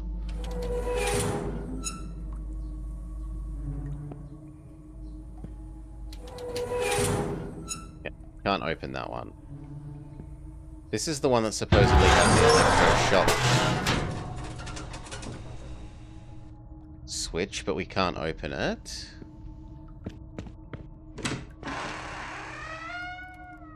Internal report. Patient B02. Mr. Norbert Clark, 45, from Sanderson, is a persistent pyromaniac whose actions have repeatedly endangered both property and life. Despite his seemingly frail build, he harbors an alarming compulsion for fire setting, a tendency exacerbated by intermittent episodes of disorganized thought and incoherent speech under duress. His unsettling, fixed gaze suggests the planning of covert schemes, amplifying his threat. To mitigate risk, he is isolated in a secure cell, thoroughly cleared of flammable materials. His management includes a regimented program of sedatives and antipsychotic medications to stabilize his manic and schizoid symptoms, with vigilant oversight maintained.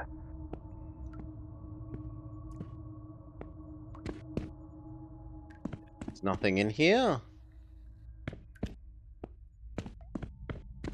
So it's just like setting the place that this space is for the dangerously dangerous. Mm-hmm. And we're down here in the dark. Yay.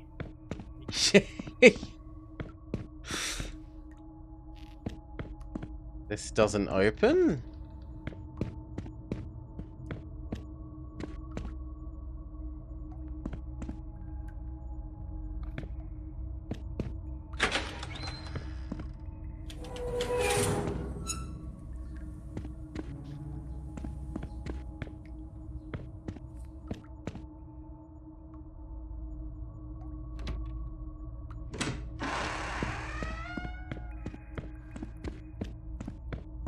There doesn't seem to be anything else there. About this side. Internal report. Patient B08, Miss Beatrice Marin, female, 28, reclassified after initial misidentification. Miss Marin presents with severe self-destructive behaviors. She engages in autosarcophagy, self-cannibalism that has markedly compromised her physical integrity, and compulsively ingests her own hair. These actions, driven by deep psychological torment and overwhelming despair, leave her in a perilously fragile state. As a precaution, she is secured in a straitjacket and confined to an environment entirely devoid of any utensils or objects that might facilitate further self-harm. Her treatment protocol centers on the administration of potent sedatives to alleviate anxiety and curb these impulses, with ongoing monitoring. I've never heard autosarcophagy before. Presumably she likes putting herself in small boxes? Mm-hmm.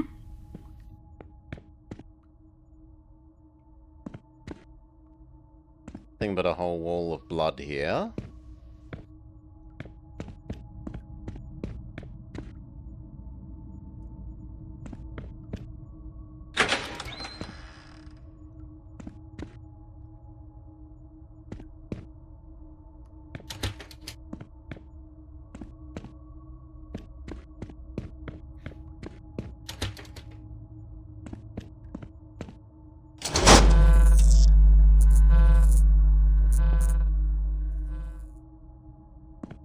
Switch of some sort. Someone with a choker chain in their room. Doesn't seem like the sort of thing you should leave in an otherwise padded room.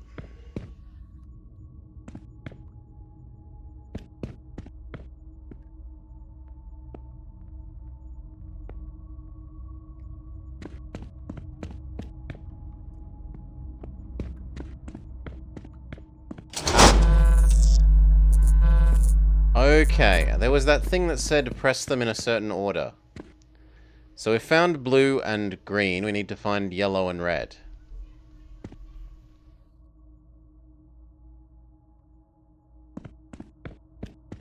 So I've missed some button pressy things.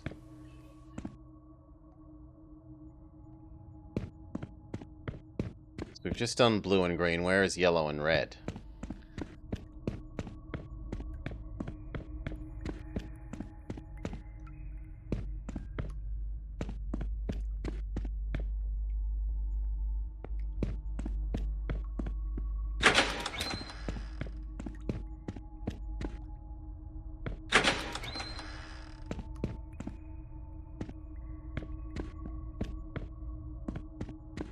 There's red.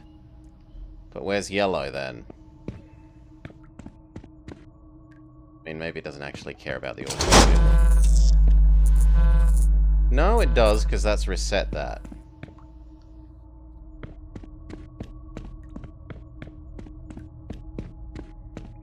Has it reset all of them? Yes.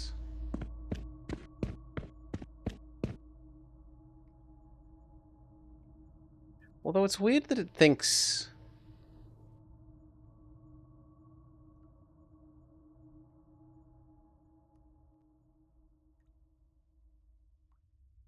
Like, the order here is not the same as blue, green, yellow, red. Mm-hmm. It's blue, yellow, green, red. But to me, green is not warmer than yellow.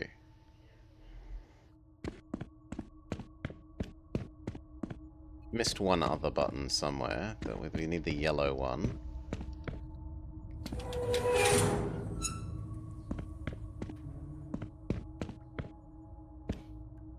There's blue.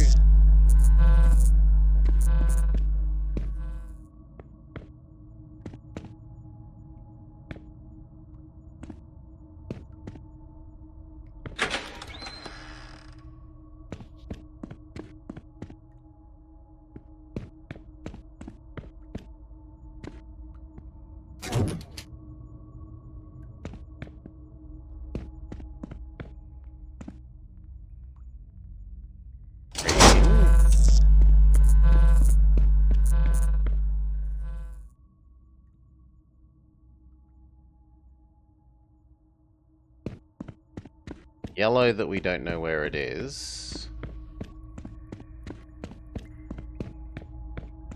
Red was inside this one.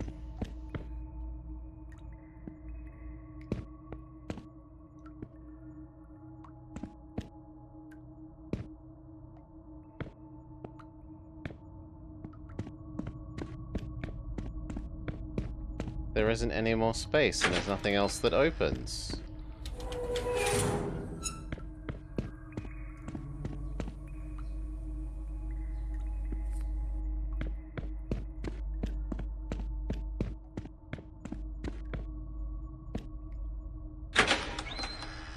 Okay, I missed that door.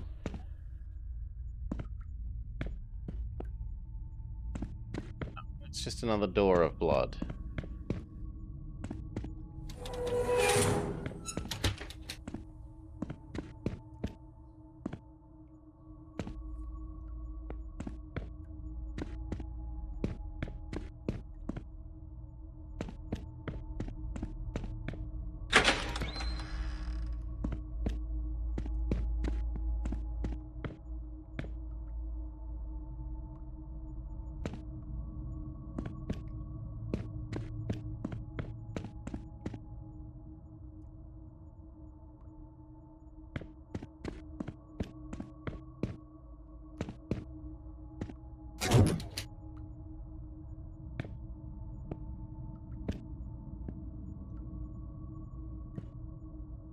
Can you tell what that is? I can't, it's too black. You mean the little slidey door? Whatever that is that I'm allowed to interact with here. Yeah, it's kind of a door. Doesn't seem to do anything. No, it looked like it kind of raised when you lifted it once, but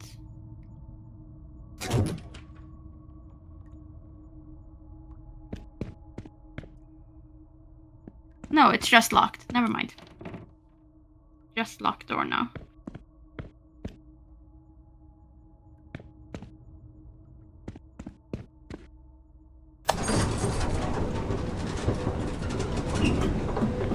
There's yellow. Yellow! And now red. Red is in the fire person's room.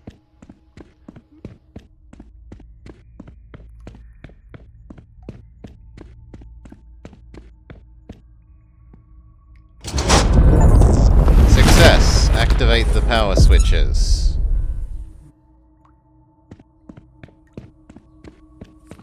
It's the electroshock therapy room. Me the shivers. The East Wing access key. Transfer of patient note. Patient B03, 15th of July, 1922. Patient transfer of B03 to Area M. Following several sessions of electroconvulsive therapy, the patient has shown significant improvement. Previous violent episodes have been entirely eradicated, and the patient now presents with a profound state of apathy, characterized by emotional detachment and a notable lack of response. His interactions are limited to monosyllabic utterances, with no signs of aggression or reaction. This behavior may be attributable to the intensification of treatment, as well as a potential underlying psychological condition that we will continue to investigate. It's anticipated that in continued observation, the patient will gradually regain his ability to communicate and exhibit emotional responses. The complexities of the case should be taken into consideration, along with the need for potential adjustments to their ongoing treatment. Given the control of the violent tendencies and the stabilization of his condition, it's appropriate to transfer him to Area M, a less restrictive environment, though under strict supervision. Close monitoring is recommended to assess any potential changes in behavior, with the possibility of further adjustments to his medication. So they think they shocked him into being better, and then he got unbetter. Good! How fantastic! Just great. Still, we got a key, so we presumably go back upstairs into that door that was on the... Ooh.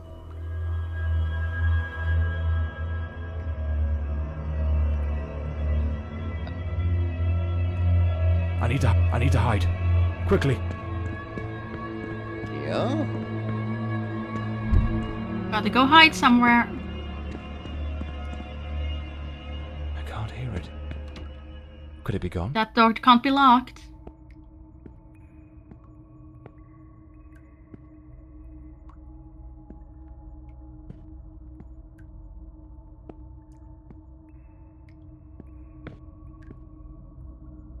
Maybe that's all you needed to do? Depends on how much I want to do a jump scare once you go outside of the room. Don't say that, Morley. I don't want to deal with a jump scare.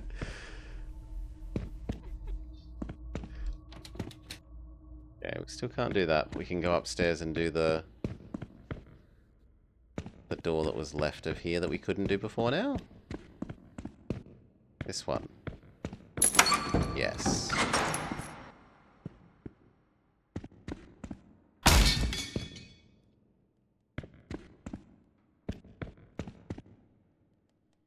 I cannot see anything there. I mean, I can see the window lights, but I can't, like, I have no idea what's going on with respect to anything else there. It's too hard to see. Westland Asylum, Matthew Gabry Maintenance. A cigarette case, with a bit of tobacco still inside. Clean water, an apple, a bit of bread. The food still fresh. A maintenance uniform. Oddly well prepared. Not a speck of dust on it. The subtitles Looks said like someone's been coming through preserved. here. Perhaps this is what Lady Margaret meant in her call. Or was she trying to warn me about something else?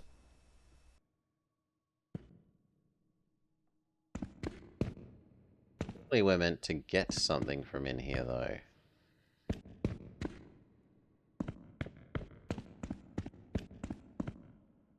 Yeah.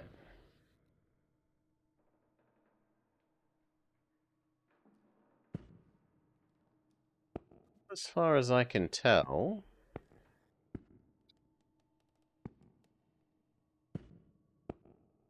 Can't walk in the little cupboard thing either.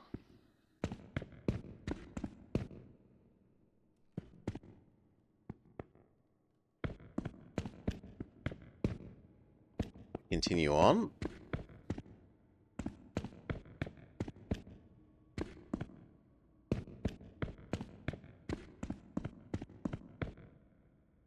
Up further stairs or do with this floor?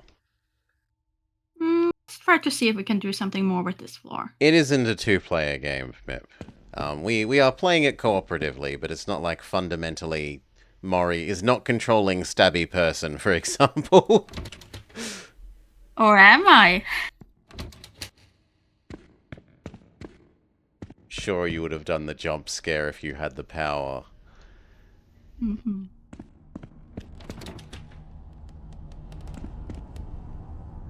Yeah, we've got a 4-letter code, a 5-letter code, or 5-number code. Another 5-number code.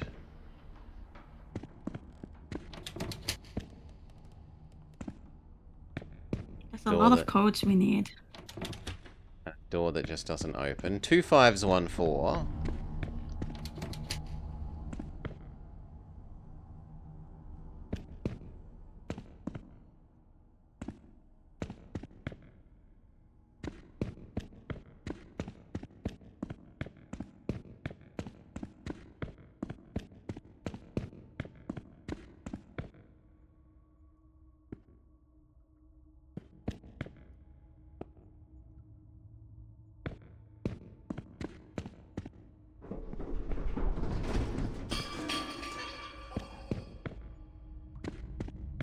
Here it is. Dr. Sheridan's office. This is where I'll find Elodie and Walter's records.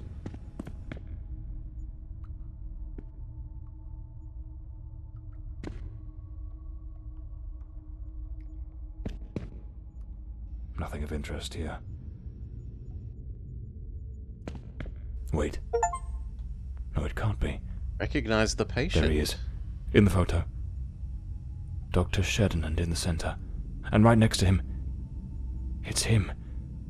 The man with the knife. That wild mane, that unkempt beard, it's unmistakable. But what's he doing here? And he's holding a book. I need to get to the library.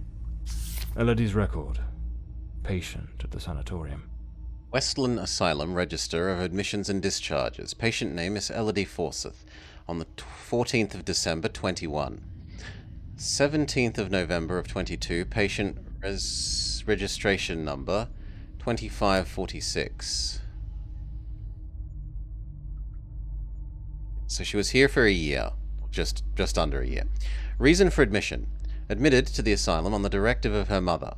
A notable benefactress of the Institute, the patient exhibits a persistently low mood, a tendency towards social withdrawal, recurrently negative thoughts. Her ladyship expressed concern over the risk of the patient engaging in self-harming behavior. Preliminary observations. During initial evaluation, she displayed a withdrawn posture, delayed response, and consistent avoidance of eye contact.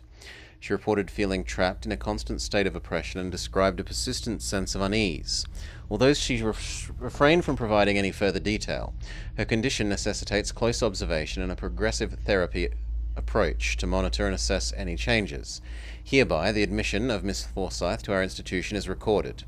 A detailed follow-up of her progress shall be maintained. Dr. Mulder Westland Asylum. Strange. Elodie's record was easy to find, but there's no sign of anything related to Walter Brandon. Something doesn't add up. What am I missing? Still not allowed to leave. Which is strange, considering they said we had needed to go to the library, but...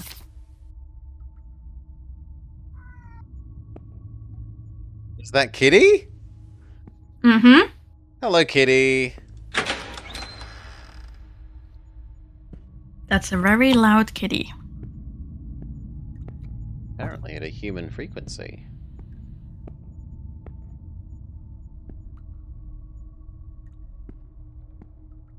Yeah, I don't know. The door doesn't open and I don't see anything else to interact with.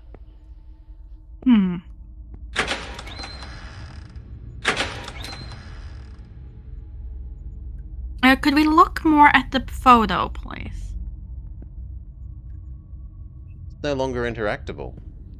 The only interactable I see is the note that we've already read.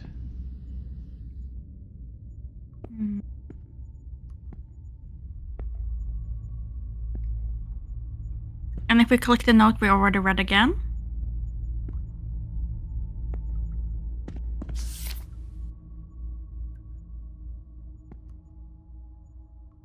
Same. Like just to see if we're stuck in some sort of... Well, it might be that we were meant to read the note before looking at the painting. But now we can do this note on the desk. Yes. Yeah, the note on the desk. Dr. Sheridan, first and foremost, I must acknowledge the commendable results you've achieved with your recreational reading therapy. It's evident that the escapism and avenues offered by literary fiction have contributed significantly to alleviating anxiety amongst the patients. However, I regret to inform you that one of your patients, Miss Elodie Forsyth, is no longer participating in your reading sections. Given that she is the daughter of the esteemed Miss Margaret Forsyth, I deem it unsuitable for her to associate with certain individuals whom have questionable moral standings and may have an adverse effect on the delicate mind of the young lady. It's best she be kept apart from such influences. Therefore, I am relieving you of any responsibility for her care and will take over her management from this day forwards. I have communicated this decision to her mother. I trust you understand the necessity of this change. Questionable morality? Don't make me laugh, Frederick. What truly eats away at you is the fear that those bad influences might actually be too good for her. What is it you truly aspire to? A seat among the nobility, perhaps? You're a pathetic hypocrite, consumed by your own ego.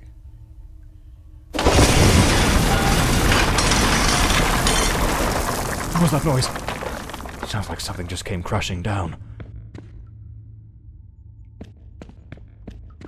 That was loud.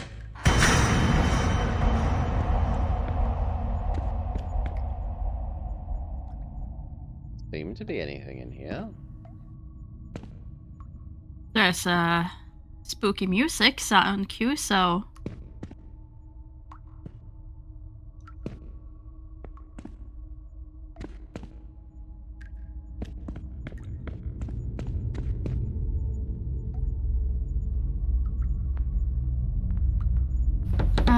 Could you reach for the bottle up there? No.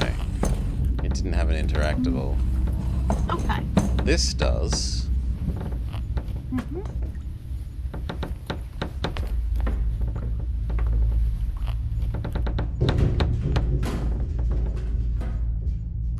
Why would we come up this way when there were normal stairs?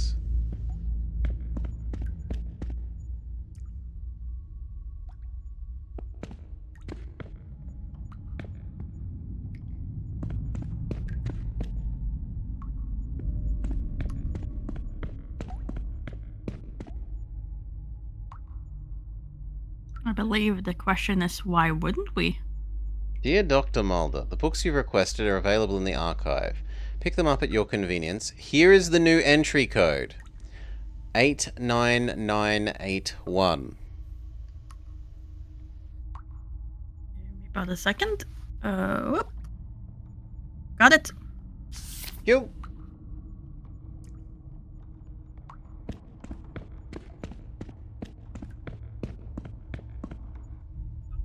Just a way of making you stuck. The other way.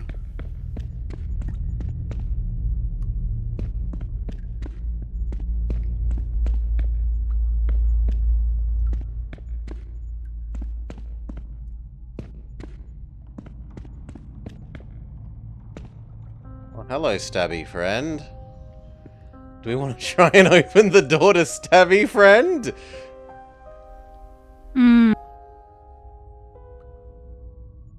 That seems like a great idea.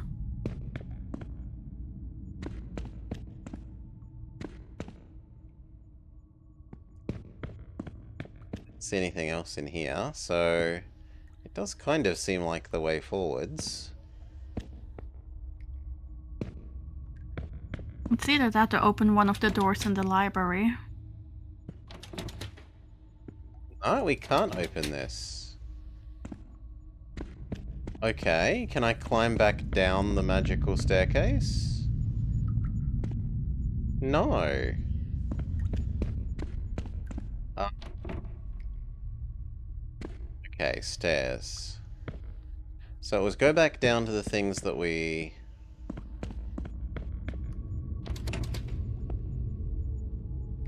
Even further down? I don't feel like we went up 2 levels.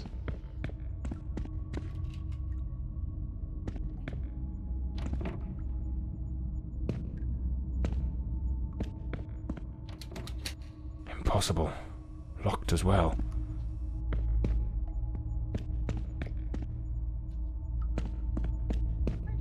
Some of the rooms are completely trashed.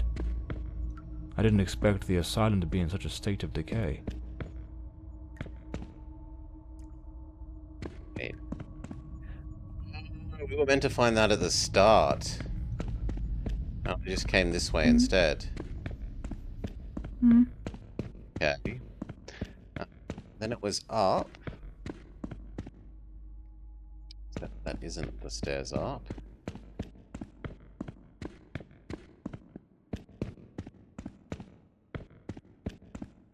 Yeah. This level wasn't the level with the doors. This was the level with all the, yeah. All the padded rooms. It's the next one that has the key. Things that need. Oh, I thought we needed the one downstairs in administration. There was a code there that I've forgotten? Yeah, I think so.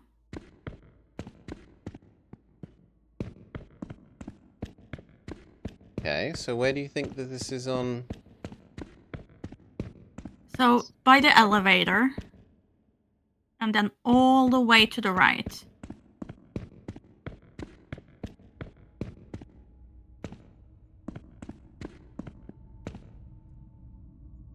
So you're one floor too high up. This okay, the like ground floor elevator. Yeah, ground floor.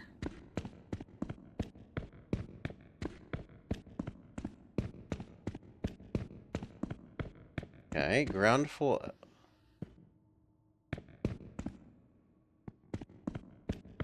Well, I guess at that point it will be all the way to the left, maybe. I don't know, here. Okay, ground floor. Yeah, Elevator. and then all the way to the left. Where it says administration on the door. Aid.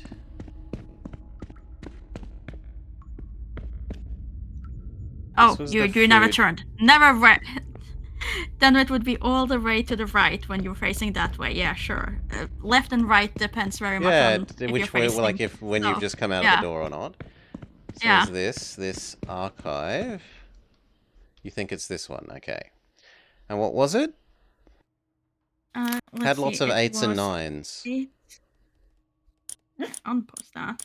89981.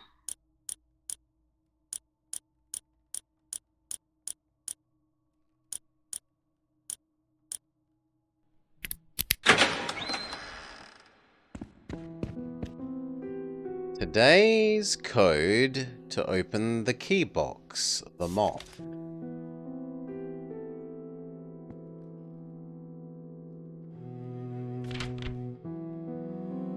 The Rorschach test.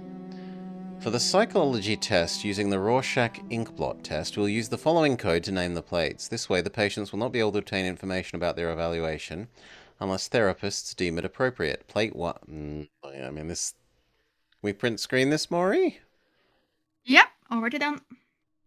You.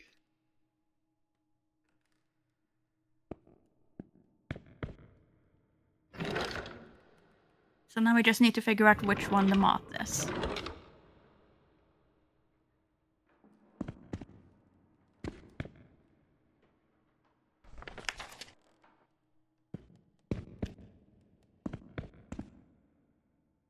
I mean, do we? Because there's only 8 like now that we know that there are 8 possible... Ah, here we go, okay. Which one looks like a moth to you? I think 4.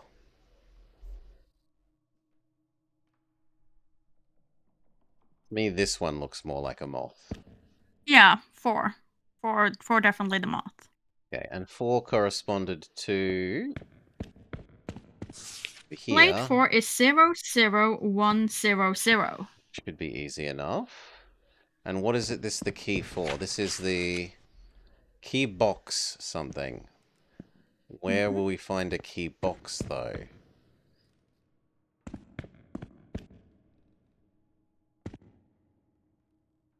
Something... I can interact with something through the wall? I think it's this door.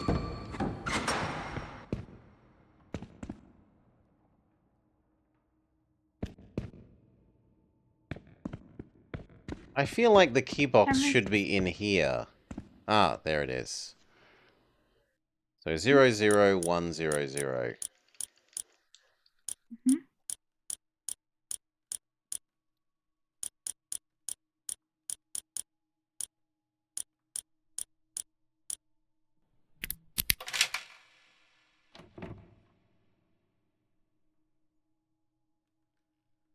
Lift key. It's the only key that's still in here.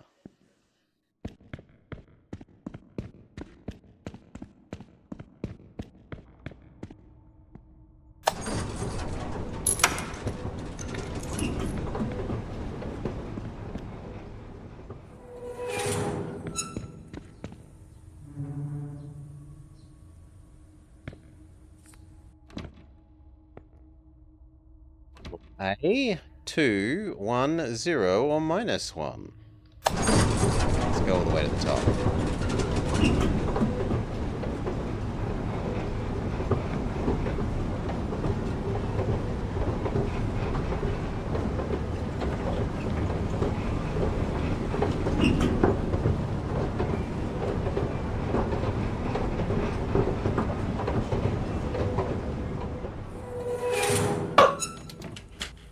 No, we don't have a key for this yet. Okay.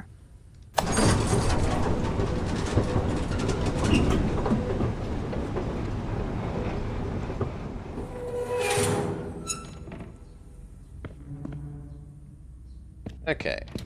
This was the thing we couldn't open before that Stabby Man was on the other side of. I think.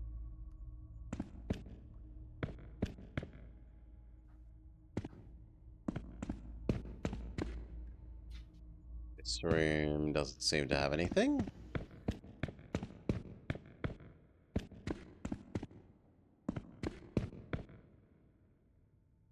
The molder.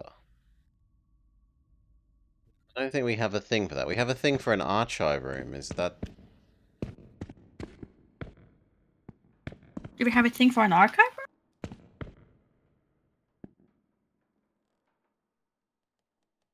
But we'd used all of the things that are print screened by now.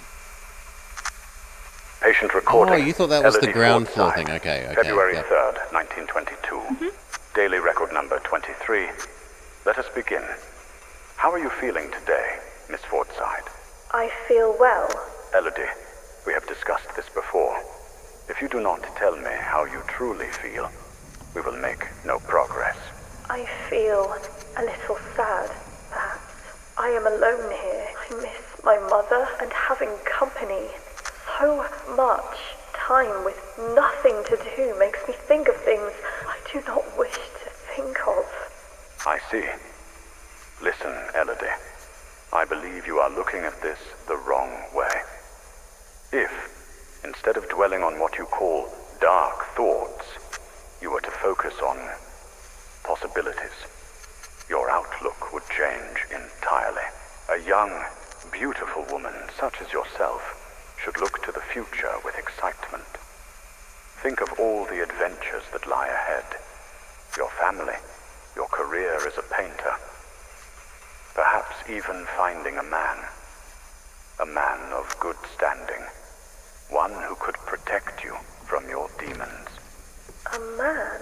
Tell me, Elodie, is there no man who stirs your heart? What in God's name do you think you're doing? Miss Fordside, you may go. We shall continue later. Very well. Have you lost your mind? Where is your professionalism? Do not presume to judge my methods with your oh-so-righteous reading therapy. Methods? The entire hospital is whispering about you. She is a patient, Dr. Mulder, and she is mentally unwell. Listen, Sherdinant. Stay out of my affairs, and I shall stay out of yours. Or have you forgotten which one of us is the director of this institution? Do as you please. But if I ever witness such a scene again, I will not remain silent. New major clue unlocked. Damn fool.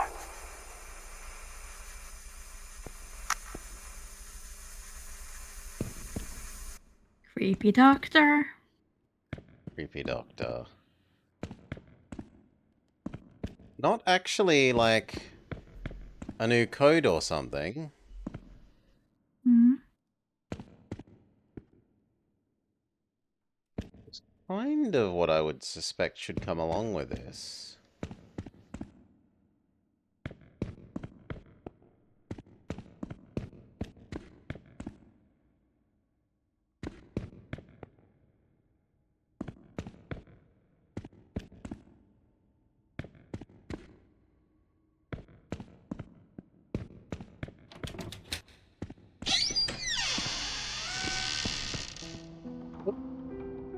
Library.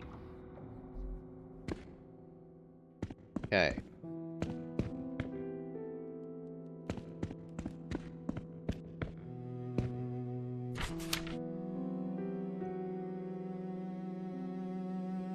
I assume that's a girl's name? Pia? I don't know.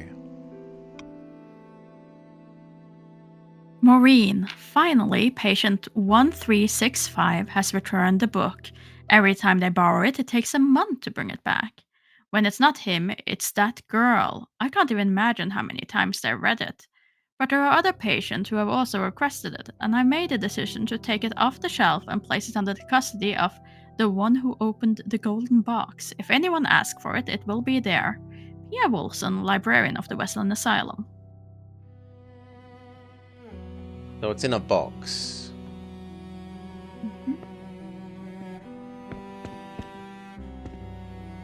That could look like a box. The myth of psychology. In the shadows of forgotten myths lies the story of Psyche, the soul herself, driven by longing to reunite with her lost love Cupid, also known as Eros, god of love, desire, and irresistible attraction. Her path led downwards to the depths of the underworld. There she must retrieve a golden box, said to contain a trace of Persephone's beauty. Persephone, goddess of spring and fertility, and yet also the somber queen of the dead. Psyche is warned, do not open the box. Still, hope is a dangerous thing. Perhaps she believed that a touch of divine beauty would make her worthy again of Cupid's eyes. Perhaps it was simply curiosity. That old companion of tragedy. She opens the box. But there is no beauty inside, only darkness. A deathly sleep seeps out, wrapping her in silence. Her body falls still, suspended between life and death. And so she enters the hidden kingdom, the realm of madness.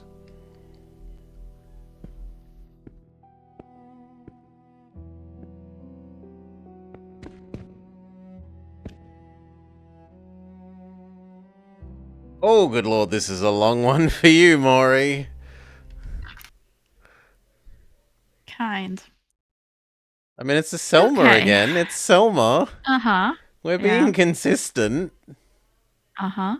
Internal note on patient organization and cataloging.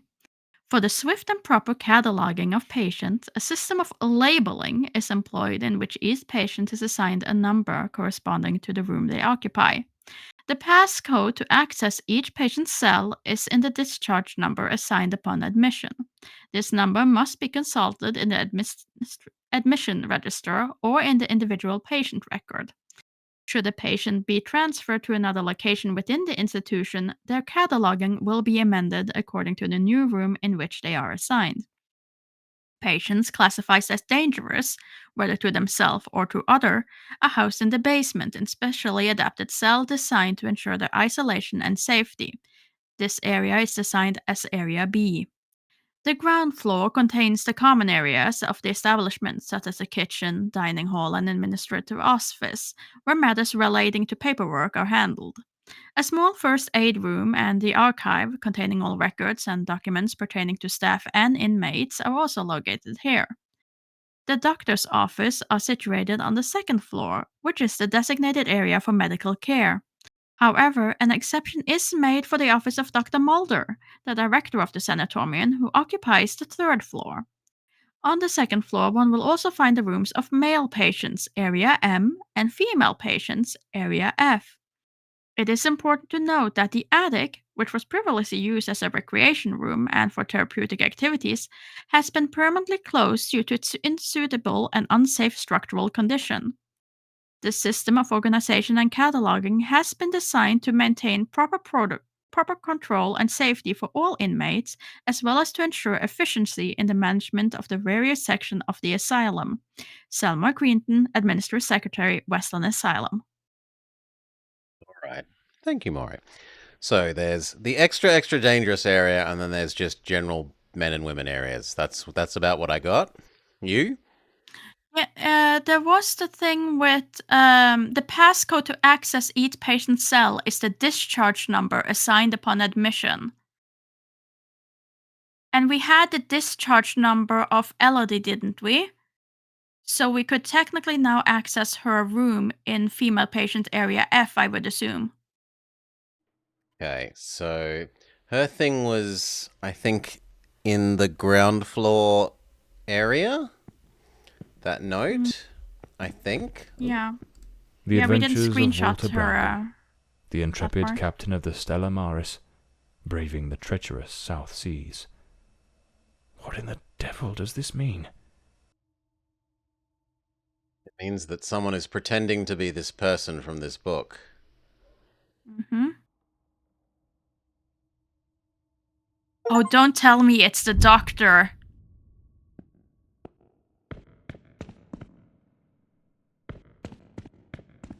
Is Stabby Man? No, if the doctor tried to pretend to be a patient.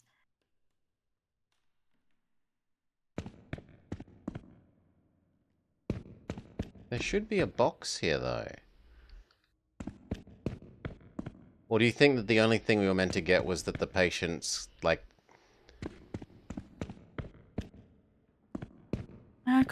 Was there anything more you could see, like who last loaned that book? Because there was a loan thing inside it, but I'm not sure if you turned it, if you could actually see something. Patient 1365. That could actually be, because there were 4-letter codes. Mm-hmm. So 1365 is worth writing down. Yeah.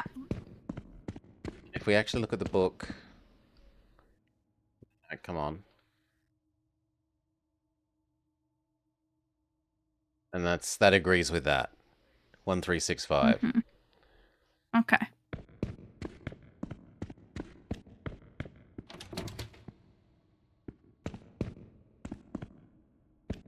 So that means that patient should be living then in room 1365 according to the catalog system. So we go down and try 136, beg pardon, 5 on the 4-letter code door. We can try.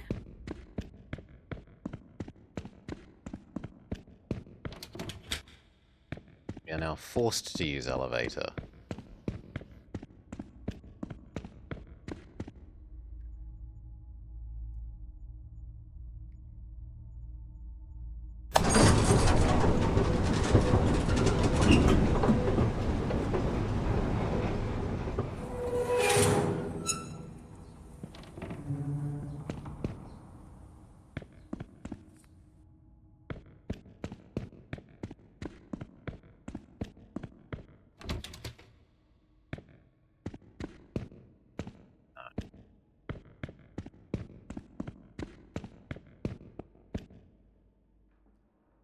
Okay.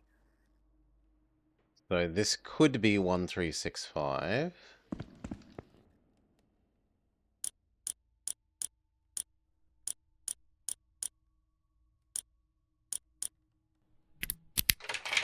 Check.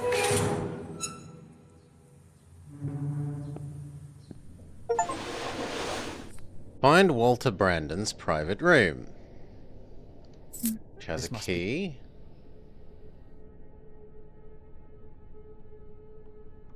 No!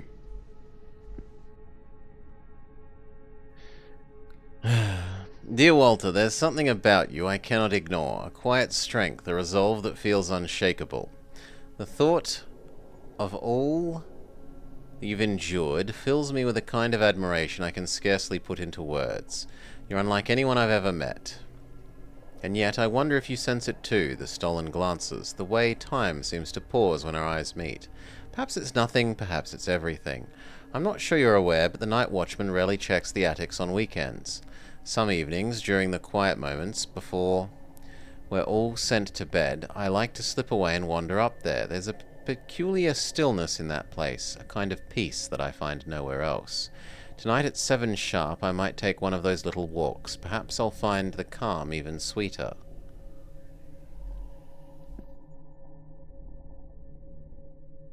That hospital screen is positioned like the sail of a ship.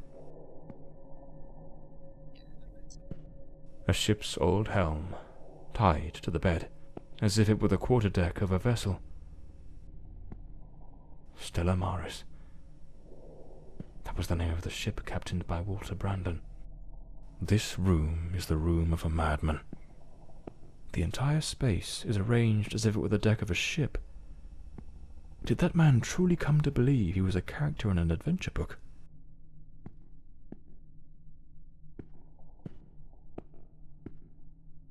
Doesn't seem to be anything else. So that key presumably lets us go up to the attic level. Mm-hmm.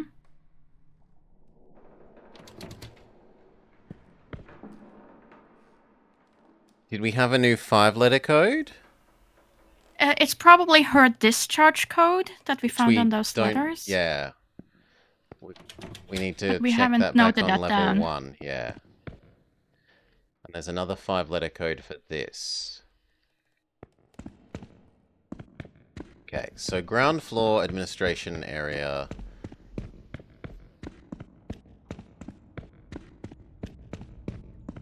You can also try the attic to see if there's keys in the attic.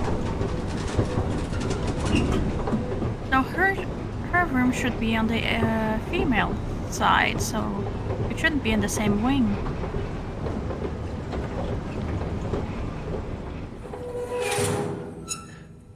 Oh. It's also... Yep, the key was for here.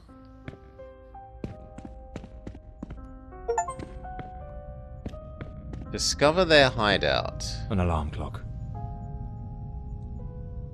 Their secret hideaway. Like two reckless teenagers, they started a romance, hidden from the prying eyes of doctors and nurses. For a while, they managed to keep their affair in the shadows, far from the eyes of doctors and nurses.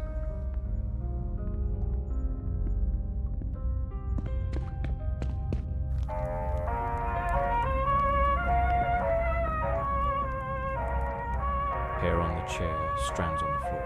This is where the transformation took place. A pair of scissors and a comb. Elodie put in real effort to make him fit the mold of her ideal hero.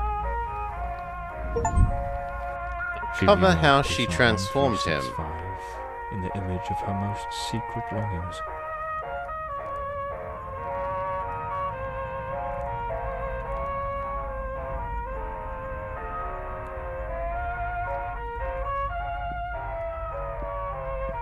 I mean, that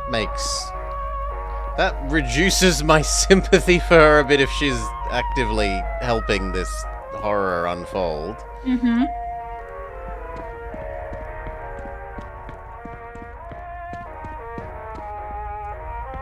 I suppose it's because she's ill in the head, so... Yeah. Like, she wants to find some comfort, and her comfort is that her favorite character in the book, so she makes him over to look like her favorite character. To find something else in here.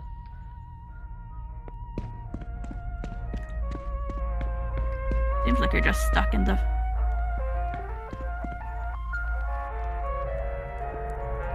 Really would help if we had our torch.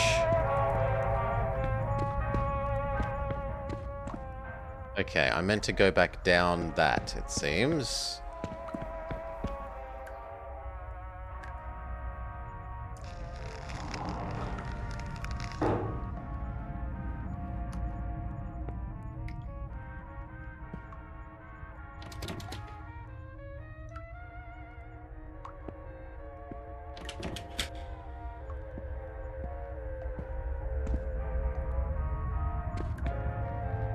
No?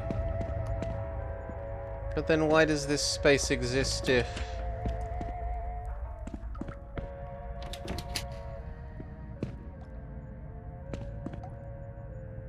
None of the doors work? Okay, this one does. The room has been decorated to resemble some sort of island in the South Seas. Of course, I should have guessed. She pulled him into her world.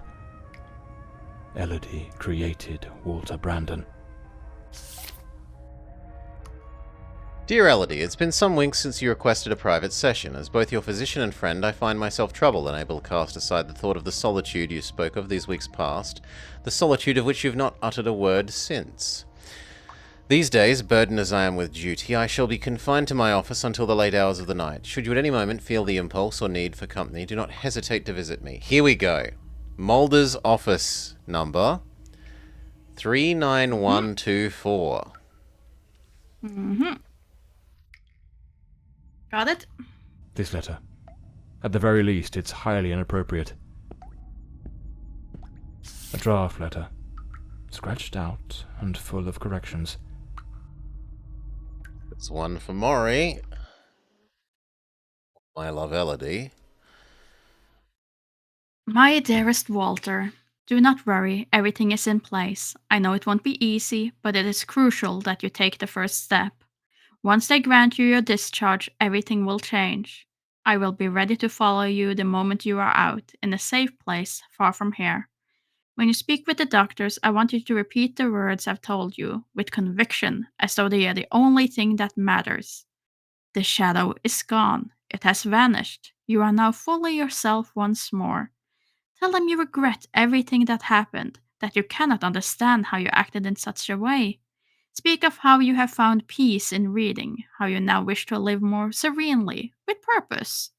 Make them see that the shadows no longer exist, that the darkness has completely faded. They must believe you are free. I know this is not entirely true, but I'm certain that, with effort, you can control the shadow. You must do it for us, for what lies ahead. They do not see you as you are, they only see you as a mere piece in their game. We shall show them that they have no control over our fate. Once you are free, I shall request my discharge as well. My place will be with you, and together we shall make our way to the Bloomsbury Manor. I love you, and I know that soon we will be free. This will all be behind us, and everything we dreamed of will begin to come true. With all my love, Elodie. Okay. She goaded him into leaving the sanatorium. That man was desperately ill. But Elodie's selfishness outweighed what little sense she had. Makes sense. She pushed him too far. It If sense. I pieced this together correctly, that Walter was never really Walter at all. There was another personality. She called it the Shadow. A dominant, dangerous force that surfaced again and again in his life. The threads are beginning to unravel. But I need to see this through. What truly happened to Walter Brandon? It kind of makes sense that we're done here because we have the new office key, right? Mm-hmm. I don't think there's anything else here. We'll look.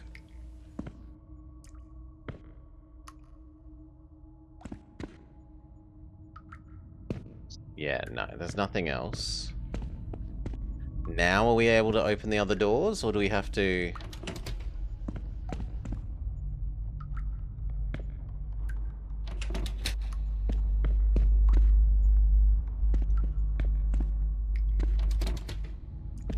No, now we go back up.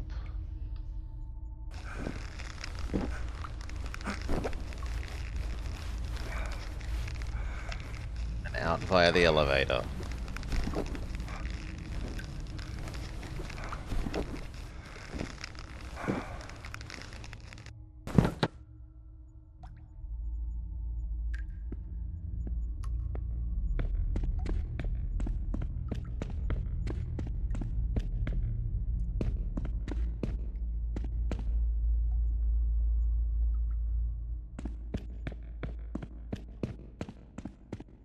Is there anything else in here that we needed to...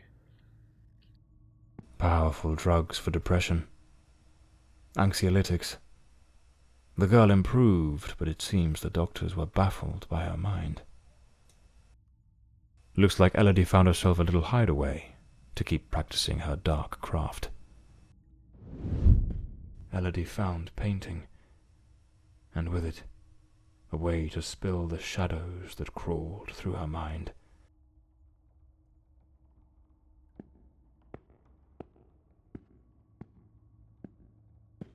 So I was meant to find something else up here.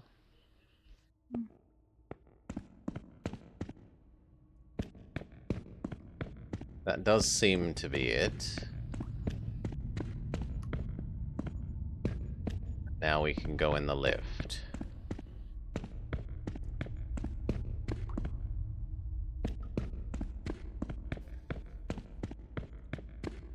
So lift, you want ground floor area and to get her number from the note in the like little reception desk. Either that, or we could just go to the, I guess that was the third floor where the doctor's office was, because we have the access code for that now.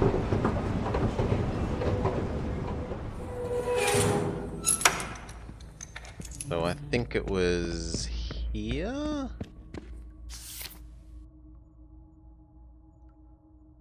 No.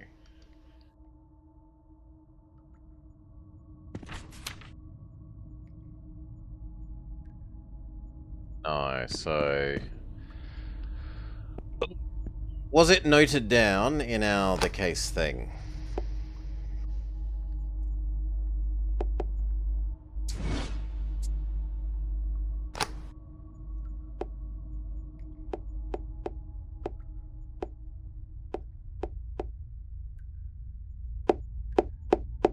Not as far as I can tell, and it looks like there's only one more thing before maybe the game ends. Okay.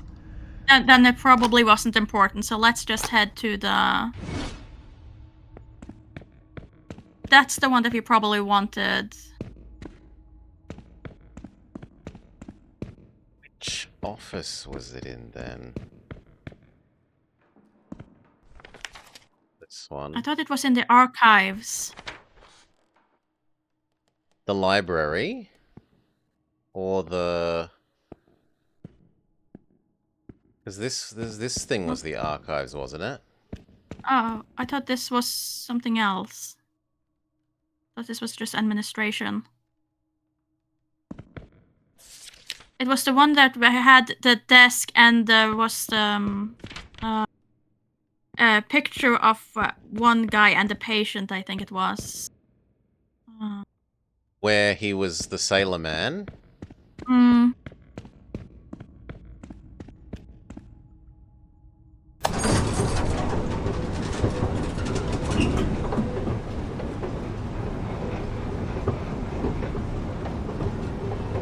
I think that's gone too far. I thought I clicked one, but it looks like I've accidentally clicked two.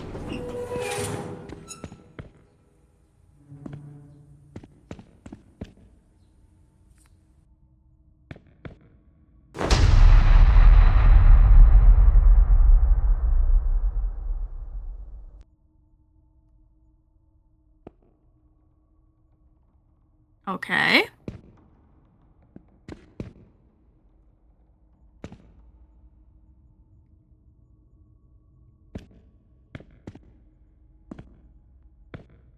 Actually anything that we can pick up or interact with, other than the... There was... Could you go back and look at the spooky painting again?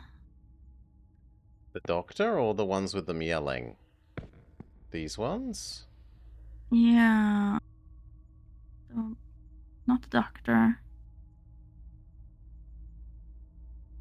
19... Is it 1920 that it says in there? I don't think we need another 4-digit code. It's just... Yeah, it does have 1920 in the bottom right corner on the like ghoul one. I would have assumed that was like the year it's painted, but just in case, yeah, it doesn't hurt. It's just your head is covering it. Sorry. It's fine. I write it down instead of taking a screenshot of it. It's no problem. This is why we keep a notebook and pencil. Okay, Dr. Muller. Dr. Muller. Let's see. That was... that's not the right photo. The code to enter my office is 39124.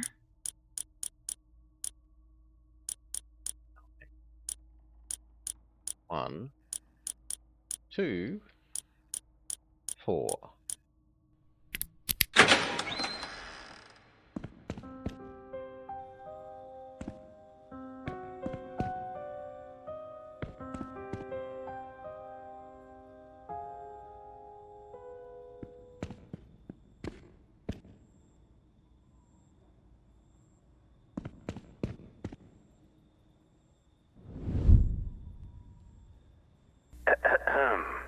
Patient number 1365 returns after an absence of 4 months. He's in a state of utter disorientation, perspiration pouring off him, and good heavens, there's a severe wound to the skull. His clothes and hands are covered in blood, and it doesn't appear to be his own. He cannot recall his name, nor anything that's happened during these past months. Seems to have found his way back here more by some strange instinct than by memory itself. Oh, he is the same The person. personality once known as Walter has vanished entirely, as has the entity we refer to as the Shadow. Though, given his nature, I cannot say with certainty it isn't still lurking beneath the surface. We have treated cases of dissociative identity before, but never one such as this. His appearance, his voice, even his build and weight change quite drastically. Now he looks frail, gaunt, empty, as though there's nothing inside, as though he were but an empty shell, waiting to be occupied. His condition calls for far stricter supervision. This institution is no longer equipped to care for him. I am ordering his immediate transfer to St. Dymphna Hospital. Dr. Former, a specialist in matters such as this, will take him under his care. As I near the end of my tenure as director, I must see this case brought to a decisive close. The blood upon his hands, the emptiness in his eyes, all point to an act of the gravest kind. One his mind appears to have erased entirely. God help us, if the Shadow should ever wake again. Oh. So it seems Walter came back to the sanatorium of his own accord, though he was utterly incapable of recalling what he'd done. They moved him to St. Dymphna's Hospital. Could he still be there after 20 years? What became of him? I'll have to follow this lead. Done. The visit to the old sanatorium had left more questions than answers. The pieces didn't fit. Scattered fragments of a puzzle missing its center. That one elusive detail, the thread that could unravel everything, remained just out of reach. Perhaps the modern hospital held the final clue, the last chance to shed light on the mysteries surrounding the death of Elodie Forsyth. Follow the clues to St. Dymphna's Hospital achievement. That man returned to the new sanatorium, remembering practically nothing. Maybe it was the wound Lady Margaret left him. Because I forgot. Or maybe his mind shattered. Oh. And never came back after what happened that night. As for me, I was hired to find the one who killed Elodie Forsyth. And my intuition told me they were still there, in the depths of St. Dymphna. I sensed that the end of the road was waiting for me in that place.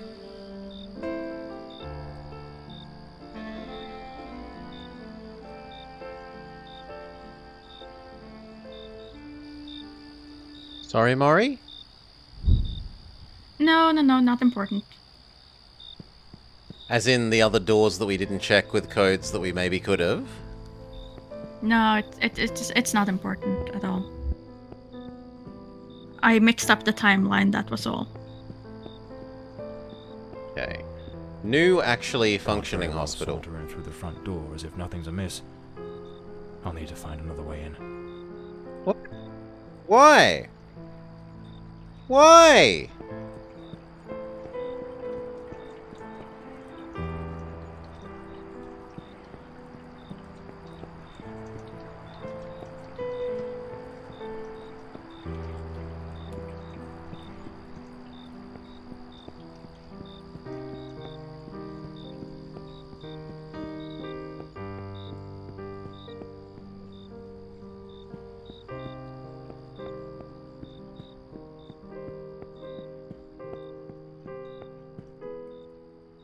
Why break into the hot? No, I don't like this.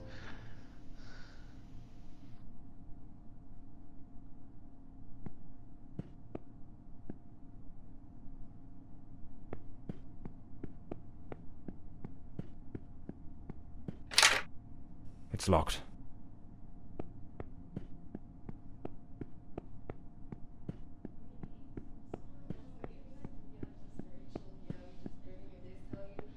Plot twist. It was us all along. We are Walter.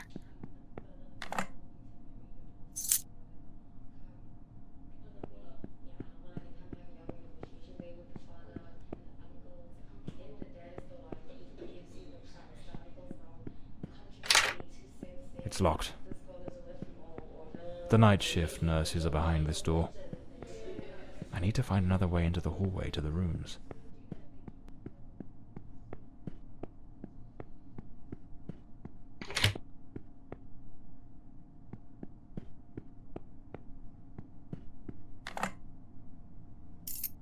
New key.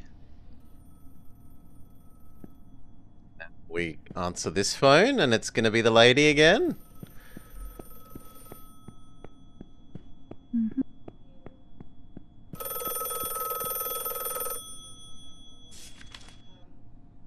Annette, I've stored the copy of the dispensary keys in the storage room file cabinet.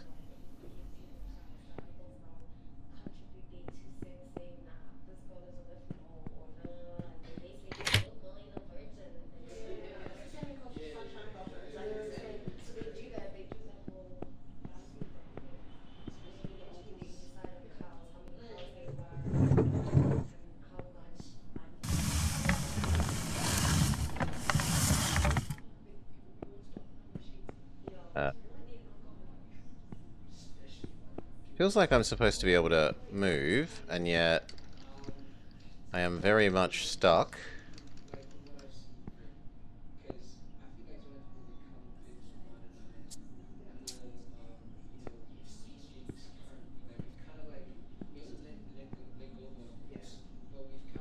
Very much stuck.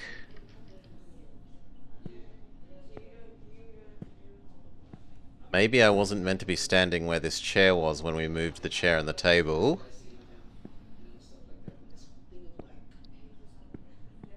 Don't see any option other than to use load, I'm sorry. Yeah.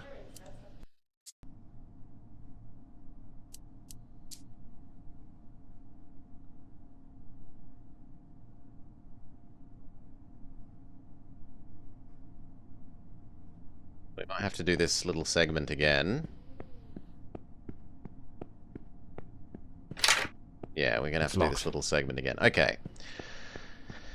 So, it was...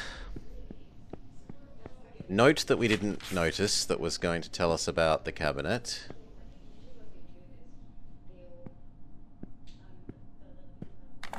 Key to the room with the cabinet.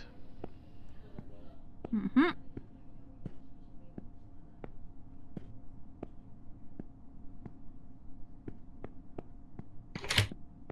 Here. Key.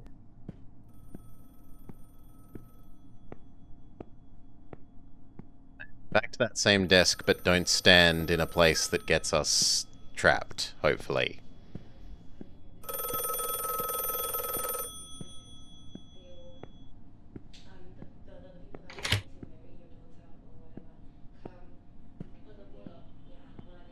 But maybe I'm meant to stand on this side of it. Yes. And I'm not stuck inside the chair. So that's a bit buggy and not great. Yeah. But at least it was only like 3 minutes. That's not... Probably 3 minutes worth of redoing.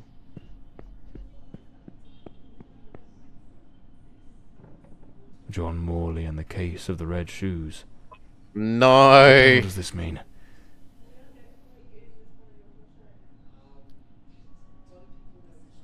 We've been reading that when we were in the hospital. Lady Margaret. That fateful night, I was startled by the noise. Was I actually right? We yeah, were all Walter. it is us. From dear Elodie.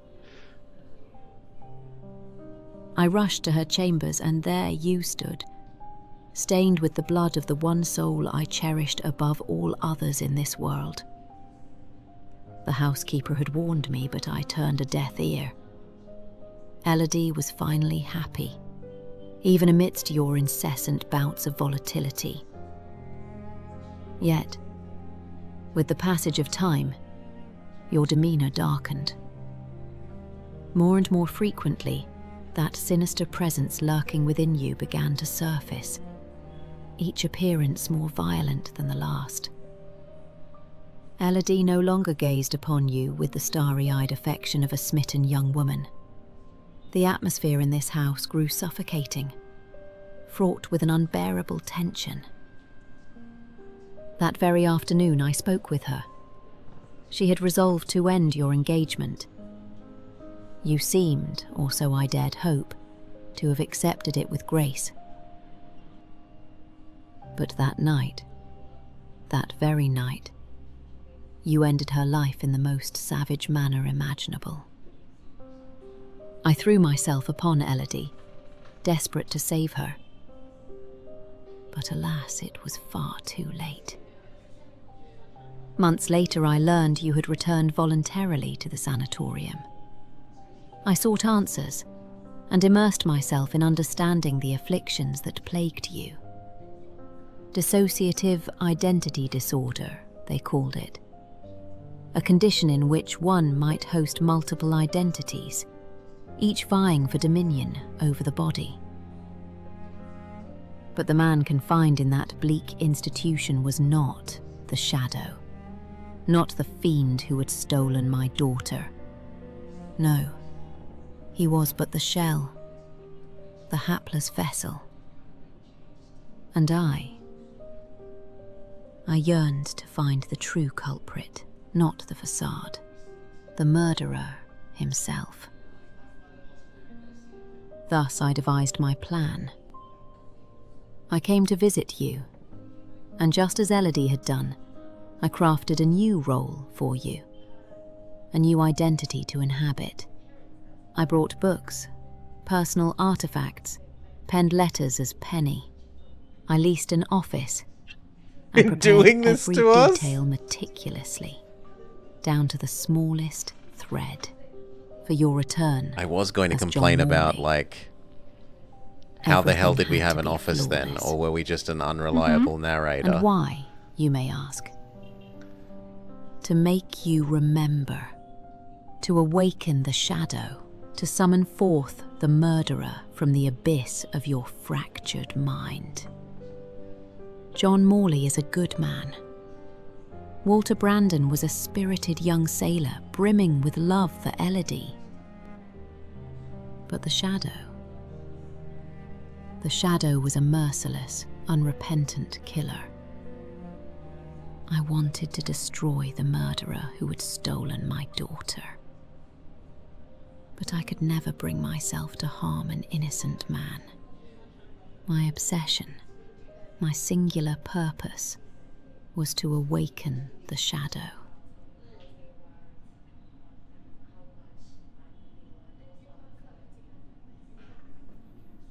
Dun dun dun!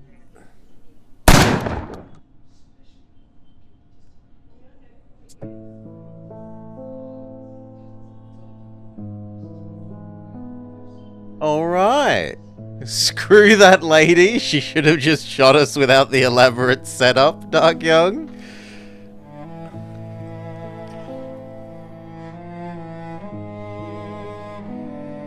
Because she wanted us to be the shadow at the time she shoots us, not be one of the other personalities, was her justification.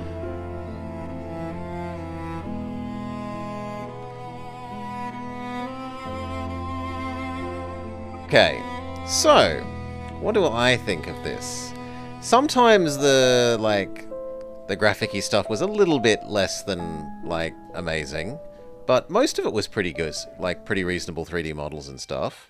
I really liked the atmospheric music. I think it's telling a fairly interesting story.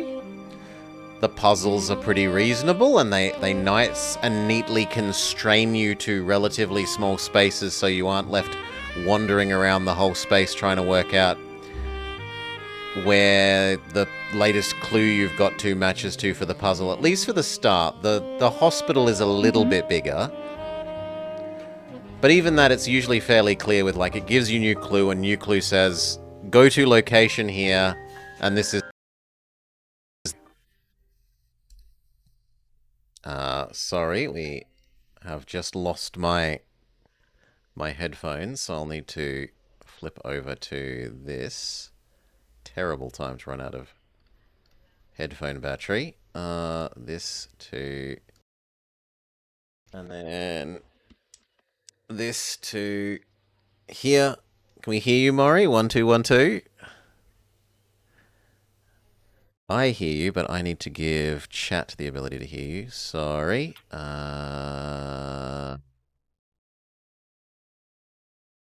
again. Hello, Maury. 1 2 1 2. Yeah, I'm still here. Yes, you're back. Okay. What did you think? So I've given my little thoughts there. I liked it. I like the little plot progression. It's definitely not a story that I've necessarily met before, though one could definitely argue that boy did she put a lot of effort unnecessarily into catching the killer of her daughter. Um, so It does also help explain why the whole house was not, why are the handprints on the thing not 20 years old? Because it's only happened, a week ago.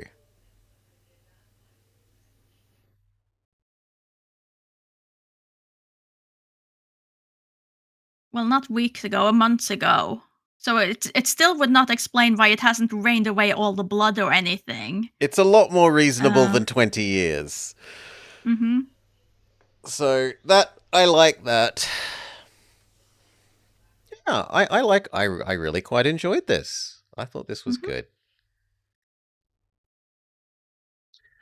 All right. Any other thoughts or? No. It's neat, it's short, it doesn't overstay its welcome. I do feel that if they had tried to kind of spread it out into a longer game, it would have struggled more with keeping the plot. So I think this was a good length for it. Cool. Thank you everyone for joining us. We will have to work out what we're doing next, but for now, see you from the senior detectives. Bye-bye. Bye-bye.